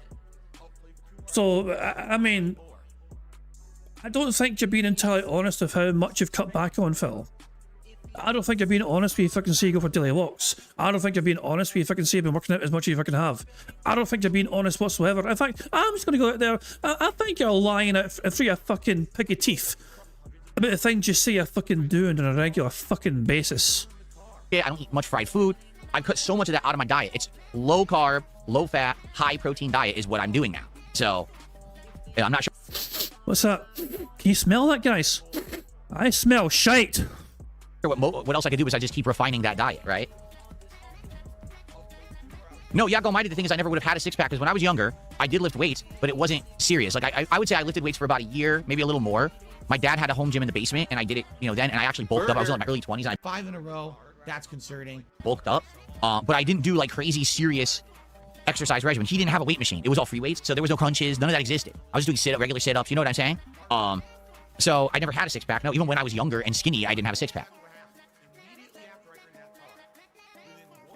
Boo! No, I'm not on a keto diet. I'm not on a keto diet, but keto diet. A lot of the things that I eat are for keto diet. Like, for example, today we're going to have chicken tacos for dinner. It's just char grilled chicken, okay? Low fat, no fat, char grilled chicken with the taco shell that's the I thought you were fed up with chicken though because of Jollibees. soft kind. It says it's keto diet taco shell, meaning the amount of fiber and stuff in it, it's net carbs, like 0 carbs, net carbs once you eat it. And all I'm going to put on there is a little bit of pico de gallo and a little bit of sauce just for extra flavor, and I'm done. That's it. No cheese, no sour cream, no other shit. It's just protein and a little bit of veggie for flavor, and, you know, boom, done. That's my dinner.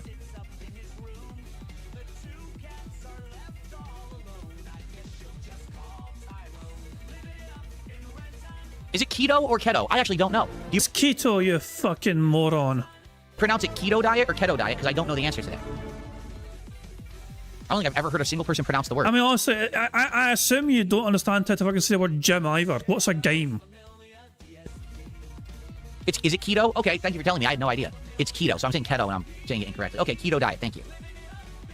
James with a €2 super chat says, I'm excited to see you play Bond First Light. I'm excited to try it. Hopefully it's good. It looks decent, right? It looks pretty good, so yeah, it should be hopefully a good experience. Exactly. No guac, no sour cream, just pico de gallo, which is what? Diced onion, diced tomato, cilantro, and a tiny bit of seasoning or whatever. And it's, you know, a sauce, and the sauces I use have no cream or anything in them. It's more just like a almost low, no-calorie sauces. You get like the green sauce and shit like that. You put, I think it's like a cilantro lime flavored sauce. That's a few extra calories, not a lot. Boring. Keto, it refers to ketosis. Okay, I didn't know that either. Okay, thank you. I don't know anything about these diets.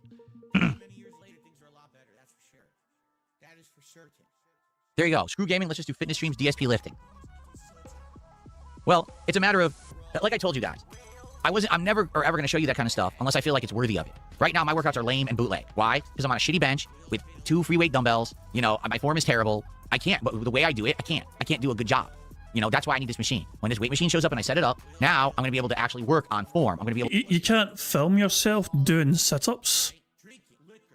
You can't film yourself doing unlimited numbers of sit-ups that you can do non-stop without getting tired whatsoever.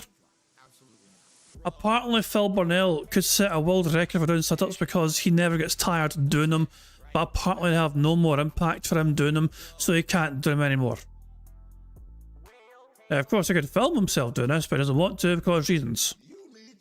Able to work on reps and everything, isolate the muscle groups, change the weights constantly, go between the exercises quickly, seamlessly, without a lot of work, without a lot of noise, without a lot of hoopla, and I'll be able to alternate during the week. Like one day I do these, the next day I do these, the next day I do these. I think ideally it's 3, right? You're supposed to have 3 different rotations of exercises that you do, and you're always working out, but you're always doing a different exercise group, right? Different muscle group. So maybe that's what I'll do. I'll do day 1 is these 3, 4 exercises, day 2 these 4, day 3 these 4, then a day off, right? And then go back doing through them again. And what I'll actually do, I'll start really recording my progress. Up to now, how do I record my progress? I just add more weight or I just count more reps. That's it. Instead, I'll actually have like charts and things of what I'm doing with my progress and stuff like that because I'll have the means to do it. But I was never going to ever show off exercising when I knew my exercising was lame. You know what I mean? Like, it's just, I'm happy I've done as good as I have for myself just off of my previous experience exercising when I was younger and looking a few tips and things up on the internet. But for the most part, I hit the wall with what I can just do with 2 free weights, with the space and the means that I have. That's why I needed to get this machine. So once this shows up, then I start working out more seriously, and then maybe down the road, it could be something that we do, that I share with you. I'm not going to do it now when it's been the most bootleg situation. You know, everyone's like, he sucks, his form's terrible, he's doing it. Yeah, no shit. I know that. That's not what I was... Remember, though, he doesn't care what people say. It doesn't get to him. It doesn't bother him. It doesn't affect him in any fucking way. He thinks it's all irrelevant white noise, and he doesn't rise to the bait. And he doesn't care what all those people fucking say. And yet... bootleg situation, you know, everyone's like, he sucks, his form's terrible, he's doing it. Yeah, no shit. I know that. That's not what I was focusing on. I just wanted to get my body moving again. I just wanted to get the weight off of me that was making me a fat, blubbery mess. You know, and I've done that. Now I don't have that weight on me anymore, and my body feels good, and I have energy again, and my muscles are building. It's like, damn, I feel good now. Now it's time to actually get serious about it because I can. Why don't you back it up with a source? My source is that I made it the fuck up. I wouldn't have been able to do that without that introductory step of kind of doing it the bootleg way to get that bullshit weight off of me and everything. I never would have been able to go serious, you know?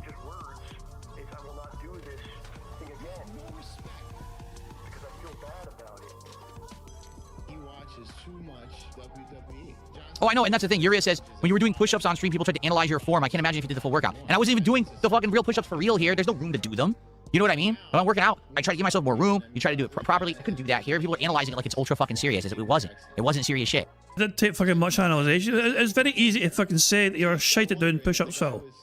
You know? If he's been drinking, I was like fucking watching Garfield just try getting his fucking feet after he's ate too much. It's like you were trying to shag the floor or something.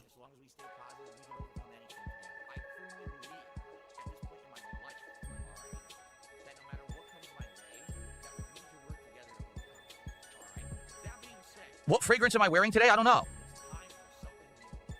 Wouldn't you like to know? I bet you would like to know, wouldn't you? Indeed. Basically, he's not wearing any. Well, there's no reason to either, because why would he? He's streaming at home.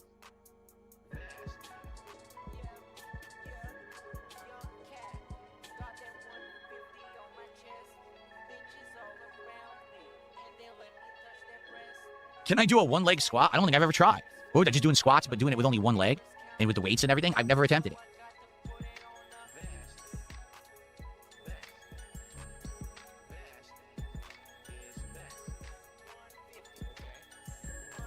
Oh, one-leg squats are good when no weights are available? Oh, I've literally never attempted it.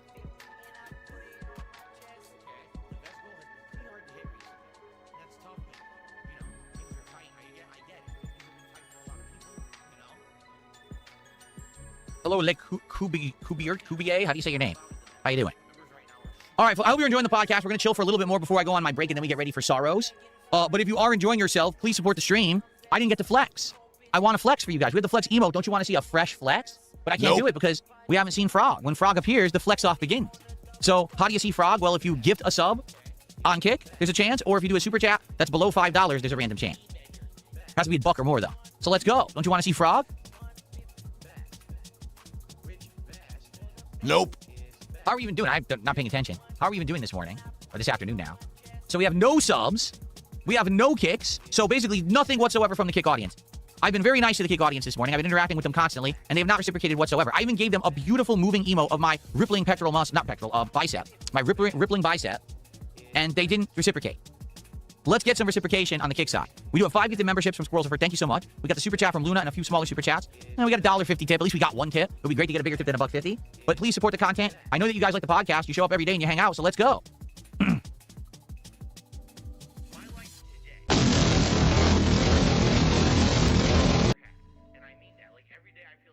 Boo!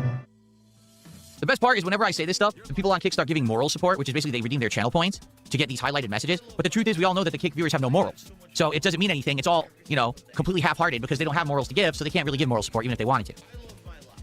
A Fart That Smells just gifted a membership over on YouTube. Thanks to A Fart That Smells. I appreciate that. What a great name.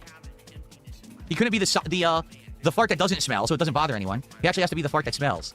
Wow.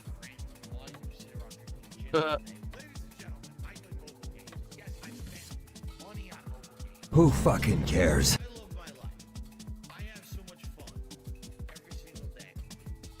What's the next big Nintendo game that I used to have that in a soundboard, but I don't have it anymore.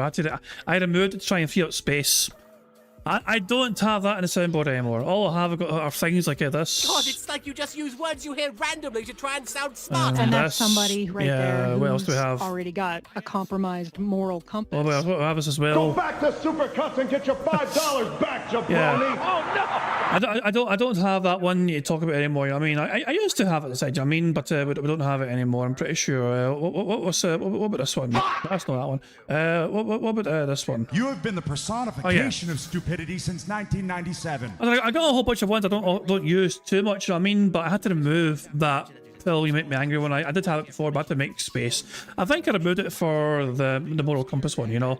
But yeah, basically this fucking podcast from Phil is essentially summed up by this fucking one here. For the next 20 minutes, 90 minutes. I'm going to be talking and saying absolutely nothing. On the bright side, we are almost free from the bad man. You know, he's going to end soon anyway. We are one more square getting ticked off from getting the full house. We're one away from victory. that I'm planning on doing? Probably Star Fox, right? Next month? I think it's Star Fox next month. Let's see. So we got Forza Horizon next week. There's a maybe for Bubsy 4D. I mean, I can bring it back. I can fucking, like, I don't know, as a one I'm not using now. Which one do we not like, you know, do not use much anymore? I don't know. Well, I could remove. I'm just like scrolling through all my options here of things I could fucking remove. We gotta keep the moral compass one. The moral compass one's a special one, you know. And whenever Phil talks about his morality, it's fucking good to have that, you know. What do we have here?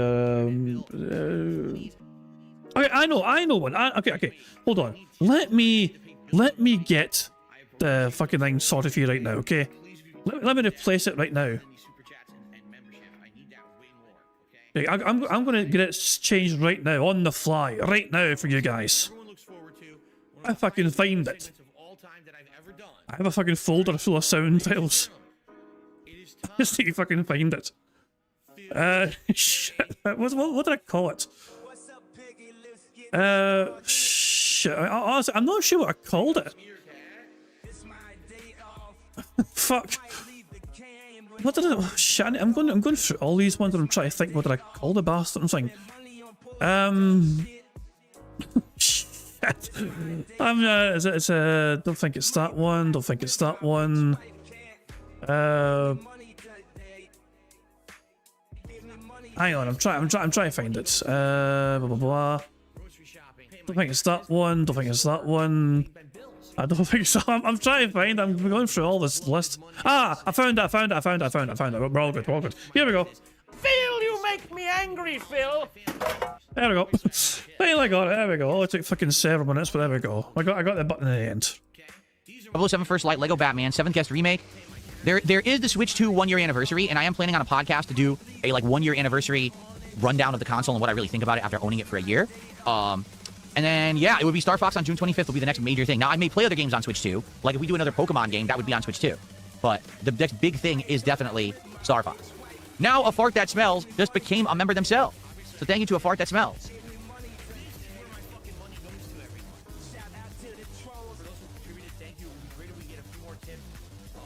Ooh. Shut the fuck up! Shut up, bitch! Make the bad man stop. Is it possible to give a sub to a specific person on YouTube mobile? No. No, it's not. I don't think so, right? No. I don't think you can give subs specifically on YouTube at all. I think they're randomly divvied out. I think on Kick you can select, but not on YouTube.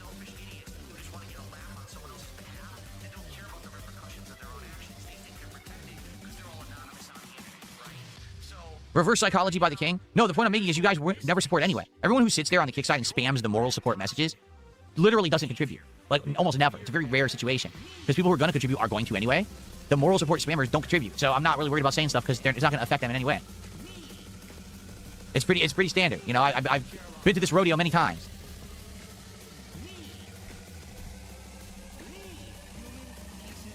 Should I count that as him saying contributions? He said contribute, which is kind of like contributions, but it wasn't contributions. It's the same thing practically, but should it count?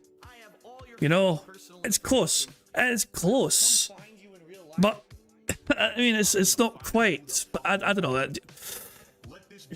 Do we count? So yes, we follow a spirit of the board, not the letter. Okay. We'll count it. We'll count it. Okay. Burger. And 5 in a row. That's concerning. that means we've won. I mean, hey, if I was cheating, I would ask. I asked for you guys. If I was cheating, like, wait, is it cheating that I ticked it, or is it cheating that I didn't? What do you think is a cheating thing here? I'm curious. I'm curious what Bjorn thinks is cheating. Whether we count it as a space or not. Of him saying contribute. You know? I mean, I could just, on Ticket for Now, do a poll and let you guys decide. And keep playing. You know? We could do exactly that, okay? I'm going to, okay. Does hold on. Does contribute count as contributions? Yes or no? So the poll question is in the chat. Does contribute count as contributions? Yes or no? You guys decide. In the meantime, we'll keep on playing.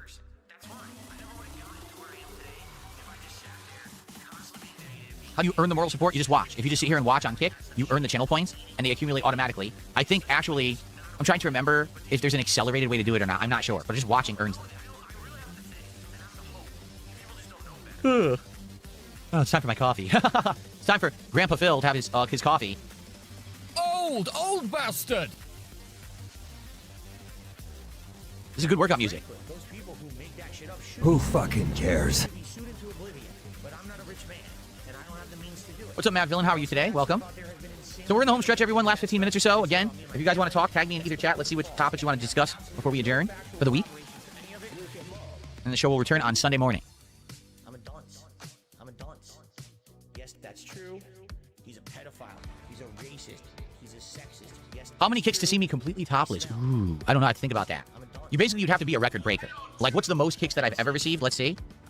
Fuck off. I don't even want to entertain that fucking notion. Fuck off. Apparently we have 50 likes on Bingo. Can anyone confirm we have 50 likes? Because if we do, we've won Bingo. Bingo is... We've won Bingo already, if that's the case, you know. In fact, arguably, going by the poll results as well, we won Bingo when Phil said can't shoot, you know. 80% of you have said yes for counting it, yeah. Daniel says he sees 50, but everyone says he sees... If you've not liked the stream yet, please like the stream so we can win Bingo. But technically we have one already. But if you like the stream now, we get 2 free spaces. You know. If you've not liked it yet, then fucking do it. No, yeah, bams. Burger. 5 in a row. That's concerning. If you like it now, it means there's 2 free spaces that carry over tomorrow. You know, because we're about to end the stream very soon because we have won Bingo, we're victorious in Bingo. We're counted in can't do it as contributions, which means we have a full house. Boom, boom, boom, and a boom. Full house? Oh boy. Boom, boom, boom, How boom. exciting. Anyway. We're victorious in Bingo, and we're going to escape the bad man. We're free from the bad man and his bad man fucking ways. Now, let's see how much fucking money Phil would charge to take his top off. Like, the lifetime top kicker is Stepdad, and he gave 27,600 kicks, which would be... What is that, 276 bucks? That's actually not a lot. Jesus Christ! Ungrateful bastard! Ungrateful bastard! Jesus, man! He's only looking at kicks, though. He's not looking at the fucking kick subs. Holy shit, man! So you'd have to total... Okay, wait a minute. That's very low. Wow. Holy shit, man! What a fucking slut! That's very low for what you're asking. That's not a lot at all. Exactly. Like 276 bucks. I mean, that's not even what I usually make in a day on 2 streams. So that's ridiculous. That's definitely not enough. It almost sounds like you've got a goal of 150 per stream there, Phil. We'd have to, make some calculations here. Right? How much are you willing to charge to take your top off, you fucking whore? $1,000? I don't know. 1,000? To take my shirt? No, I'm tapping the fuck out. I'm tapping the fuck out from this fucking disgusting fucking slut. This is not... We're here for Bingo, not for this slutty content. This fucking promiscuous whore trying to fucking come up with a fucking value to fucking take their clothes off on stream. Nah, that's fucking just morbid fucking shit right there. That to me is not very moral, wholesome content right fucking there. Thank you very much, guys. Thank you guys for liking the stream for 50 likes. We get 2 free spaces carried over to Sunday's fucking Bingo. And, of course, to celebrate getting 50 likes on the Bingo, we also get to enjoy the Bubbles animation made by the supremely talented Pixar Animations to celebrate getting 50 likes on the stream. But remember, you guys, keep an eye on the bottom right for Jasper Kitty to do this thing. Fuck him up, Jasper. Good cat. There we go. 2 free spaces carried over to fucking Sunday's Bingo when we return. Now, let's go to live DSP and see how the bad man's doing, shall we? Horses, but I remember Hexen. He's still doing this? He is still doing this? Oh my fucking god. Fuck this, man. We're done. We're done with the bad man. We're doing marbles. We're celebrating a full house on Bingo. We're doing marbles right now. God almighty, man. He's still fucking going. There's no end to the fucking bad man. He is dragging us out tremendously today. For no reason whatsoever. Other than, I imagine, money. You know? That might be the fundamental reason why he's fucking installing gameplay so much. Chris, thanks for saying I was thinking maybe Jasper with a rocket launcher blowing up a jetpack and Phil flying off into the distance. That's... maybe another time. Maybe another iteration of that could be that. Who knows? It's not up to me to decide, of course. All these animations that you see are usually done by... well, the Bubbles one anyway was a Pixar classic, you know, and it's so good, you know. I never tell Pixar like what to do usually. I usually just let their imagination run wild because they're the artists at the end of the day, you know what I mean? And they can imagine better things than I can. You know, but that's what I'm sure.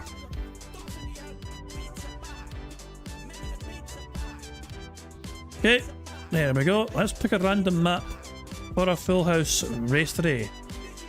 Map we have got is called Refined Coilin Annihilation.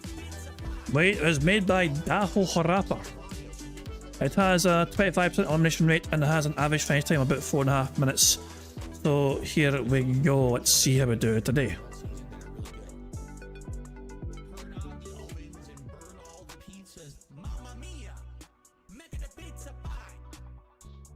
Okay, dokie. Let's see what we got in store here then. Interesting looking course here. Big spiral loop, you drop down and you go through it. Oh, Jesus, man.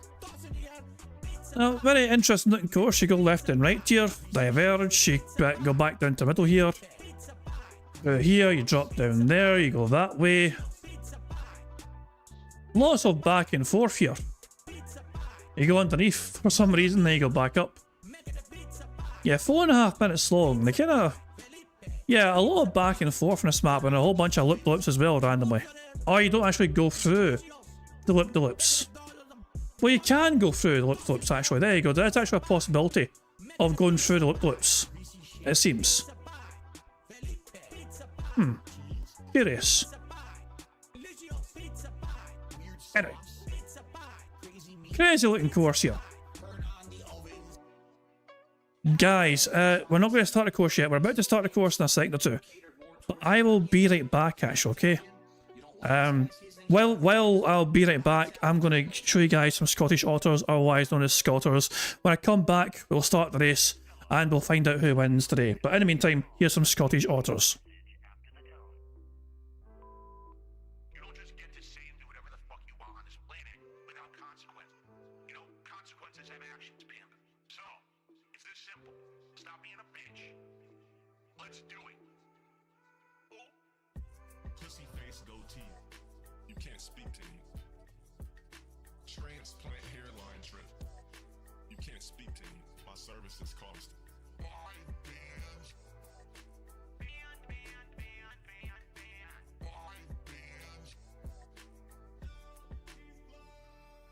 Symmetrical jawline, crispy hairline, chisel, crispy complexion. It's the gym daily, body to kill for. Peanut butter skin. Focus on your sexy, bro. Your shit's looking real poverty, bro. Oh, man, bro. You looking real pale and shit on stream, like pussy face goatee. You can't speak to me. Transplant hairline trip. You can't speak to me. My services cost.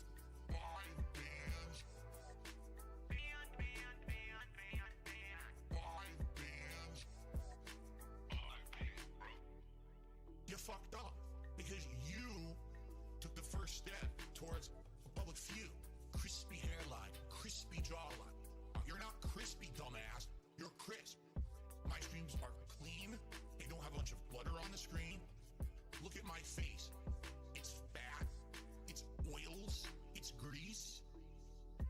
Pussy face goatee. You can't speak to me. Transplant hairline trip. You can't speak to me. My services cost.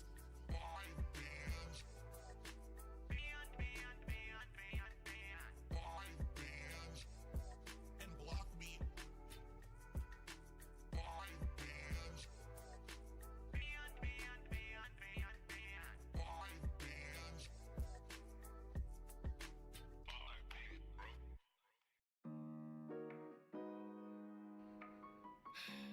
It's been a rough year.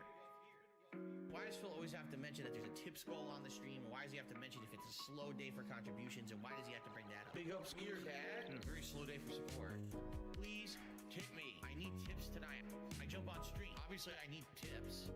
Pay my taxes, pay my back taxes, pay my utilities, pay my mortgage, pay my internet bill, pay my utilities. Very slow day for support. Been 47 minutes, and only the third tip of the day. I really appreciate that.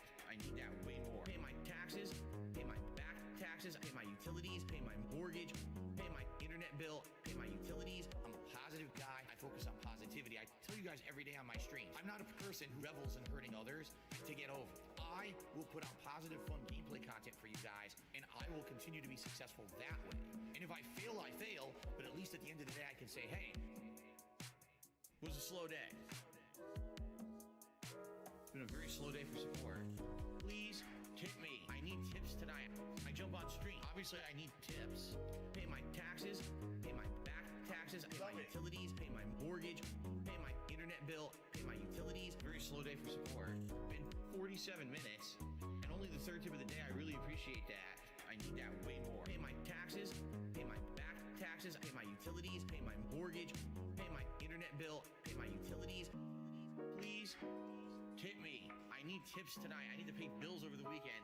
I appreciate those who contribute in any way, but please, if you can tip me, do that rather than these super chats and membership. I need that way more, okay? I'm not a children's entertainer because I'm not a Muppet. I'm not here to play a character. I'm not here to pretend that I'm something that I'm not. I don't dye my hair. I don't act stupidly constantly to get attention from. Alright, guys, I'm back. Sorry about that, you know. Just had to take care of something, but we're back now. Okay, we're now ready to have our marble race here. We've had a look at the course there, and now we're ready to start the race and see who wins today's Full House Marbles prize. So, without further ado, let's go. 112 marbles, only one can win. And who has a good head start here? Sack says playing Ira, and I got a good head start here. Zarnock as well. Potentially Jade as well, alarmingly has a fucking good start. Let's wait until we get to the bottom here and see which ones get through the funnel first here. Remember, if Jade wins, then last place wins, because Jade is not allowed to win. Because Jade's a wee wanker. So, just waiting for the marbles to fall through here, spinning around in circles here. Who's going to drop down first here? Zoso and Blind Daughter, look at the first two to emerge. Blind Daughter blistering the fucking the course there, and they're on the way. So we're going to follow Blind Daughter's early progress now. And they are. Is that good or bad? Wait, what happened there? What's happening here? Oh, they want to go that way. Okay, I see. Wow, holy fuck! I guess it's. I have no idea what's going on here. We're going everywhere. We're going left and right, and I think Teresa Young's a good place. I might let follow Teresa Young because I think their marble's actually quite far ahead. Although I'm not entirely sure about that. I'm going to wait over here to see what's going on here. I think Teresa Young technically is winning though. On the other side, you got Disco 23 and Tom. Oh yeah, I do believe Teresa Young is technically winning. So yeah, I was very. Wait, are they though? Are they winning though? I don't think they were, because all of a sudden you got these marbles out here. Maybe they go that way if you fall out, but if you don't fall out, you get to stay and go through here instead. That could very well be it. That might well be it. So Hayam Stu is now the front running marble here. Although they can get overtaken here. Mercer is overtaken. Egrot's there, and the Fox as well is there, and fucking Jay's still there. But Egrot, their marble is currently in front running right now. The Fox though, sniping all those gaps there. Egrot though is going to fall down, I think, to the better side here. Or maybe not, the Fox is out first. Oh, here we go, a whole bunch of steps here. That's going to slow the Fox down tremendously, but they still have an advantage here over everyone else currently. I don't think any marbles have gone through these lips. I don't even know if it's possible to go through these fucking lips here. So we're following. Okay, everyone's caught up now. We have a lot of marbles in contention here for first place. And yeah, I have to wait and see who comes out on top here. Tom's marble is currently out on top here, but they've been slowed down. Tracy Young and the Fox have the advantage. The Fox is marginally ahead here. Can he hold on to this lead here? Dio is trying to catch up, but the Fox holds on for now. Such a confusing race back and forth. The lead is changing places time and time again. But the Fox currently in the lead. As I spin around the circles here and loops here, and Dio is not far behind. Tracy Young as well, and Dave Riley is also there. On the other side, I don't know, do we have anyone on the other side? Yeah, we have Tom and Twilight and Navy Vet for Life, and Dio is overtaken and is in first place now. The finish line is within sight. But hold on, David Riley and Tom and the Fox are all competing to get the finish line first. I think the Fox has got to make it. The Fox has landed in the finish line first. It was a close photo finish towards the end there, but the Fox manages to get ahead of everyone else and they cross the line first. Tracy Young second, Tom third, Dio fourth, David Riley fifth, Disco 236, Twilight Media Court was 7th, Navy Vet for Life 8th, Dreambert was 9th, and Daniel Cannon in 10th place. Very much back and forth race there. You know, it was kind of chopping and changing now as in the lead there. But yeah, well done to the Fox. Their marble was victorious in the end as the last few marbles tried to get through here before the course burns their arse alive. I just died. God damn it. And that sucks for me, doesn't it? But yeah, there we go. Just waiting for the last few marbles to get crushed and burnt alive with the fire. Or land in the finish line. But there we go. And that should be the last ones now. Rochbait's going to get nuked, so there we go. Well done to the Fox. Their marble was victorious. Here's a lot of our marbles here. Warren, you're 15th place. Well done to you. So there we go. So, Agent Double Soul, you're 21st. Who else do we have here? Dreaded End was 27th here. Jade ended up in 31st place. Fuck you, Jade. 34th place was Kel Denson. So once again, the student has surpassed the master. So there we go. So, well done. Pigstar in 44th place. Yorkshire Walker 47th. But yeah, yeah, quite a lot of marbles did finish there. 92 marbles finished the course. Everyone else, including me, died.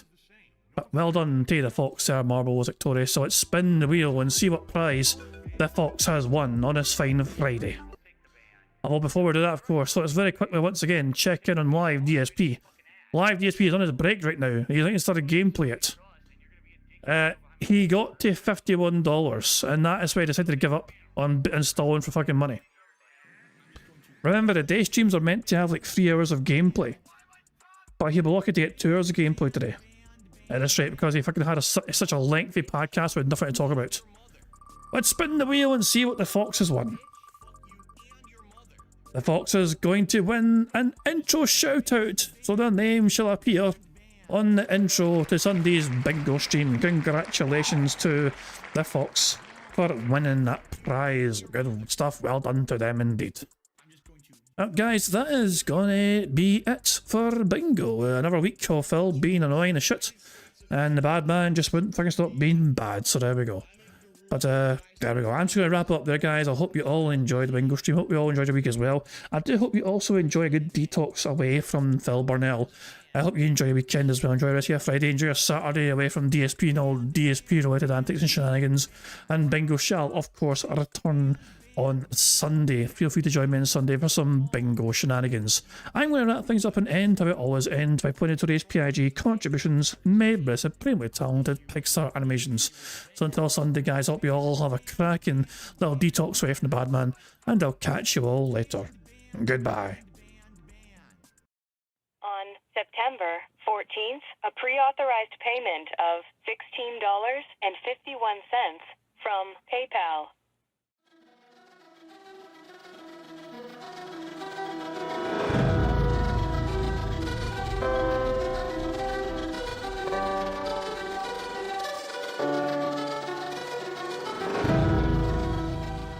Alright, Luna Mills has tipped me $1.30. It says, I'm back. What's your favorite type of shower? When you're showered in money. When you go outside, all of a sudden, greenbacks start falling from the sky. And you raise your face up, you're like, oh, you start dancing, you go, oh, money, money, yeah, yeah. All right, I don't know what the hell you're talking about, but thank you for the first tip of the day.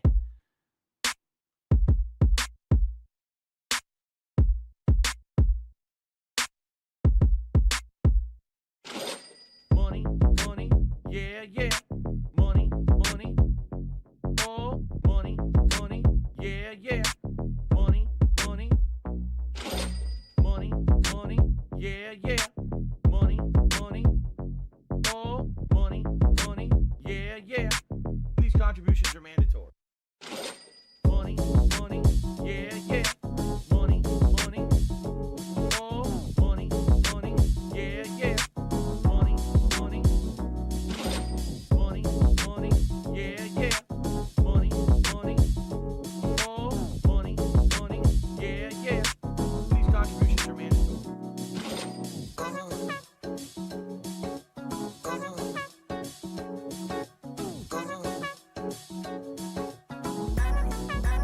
Show me the money.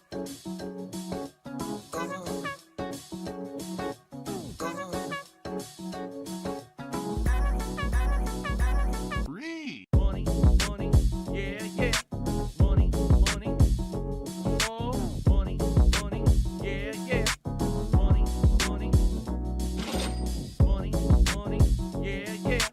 Money, money, oh, money, money, yeah, yeah. These contributions are mandatory. And it's gone, just gone like that.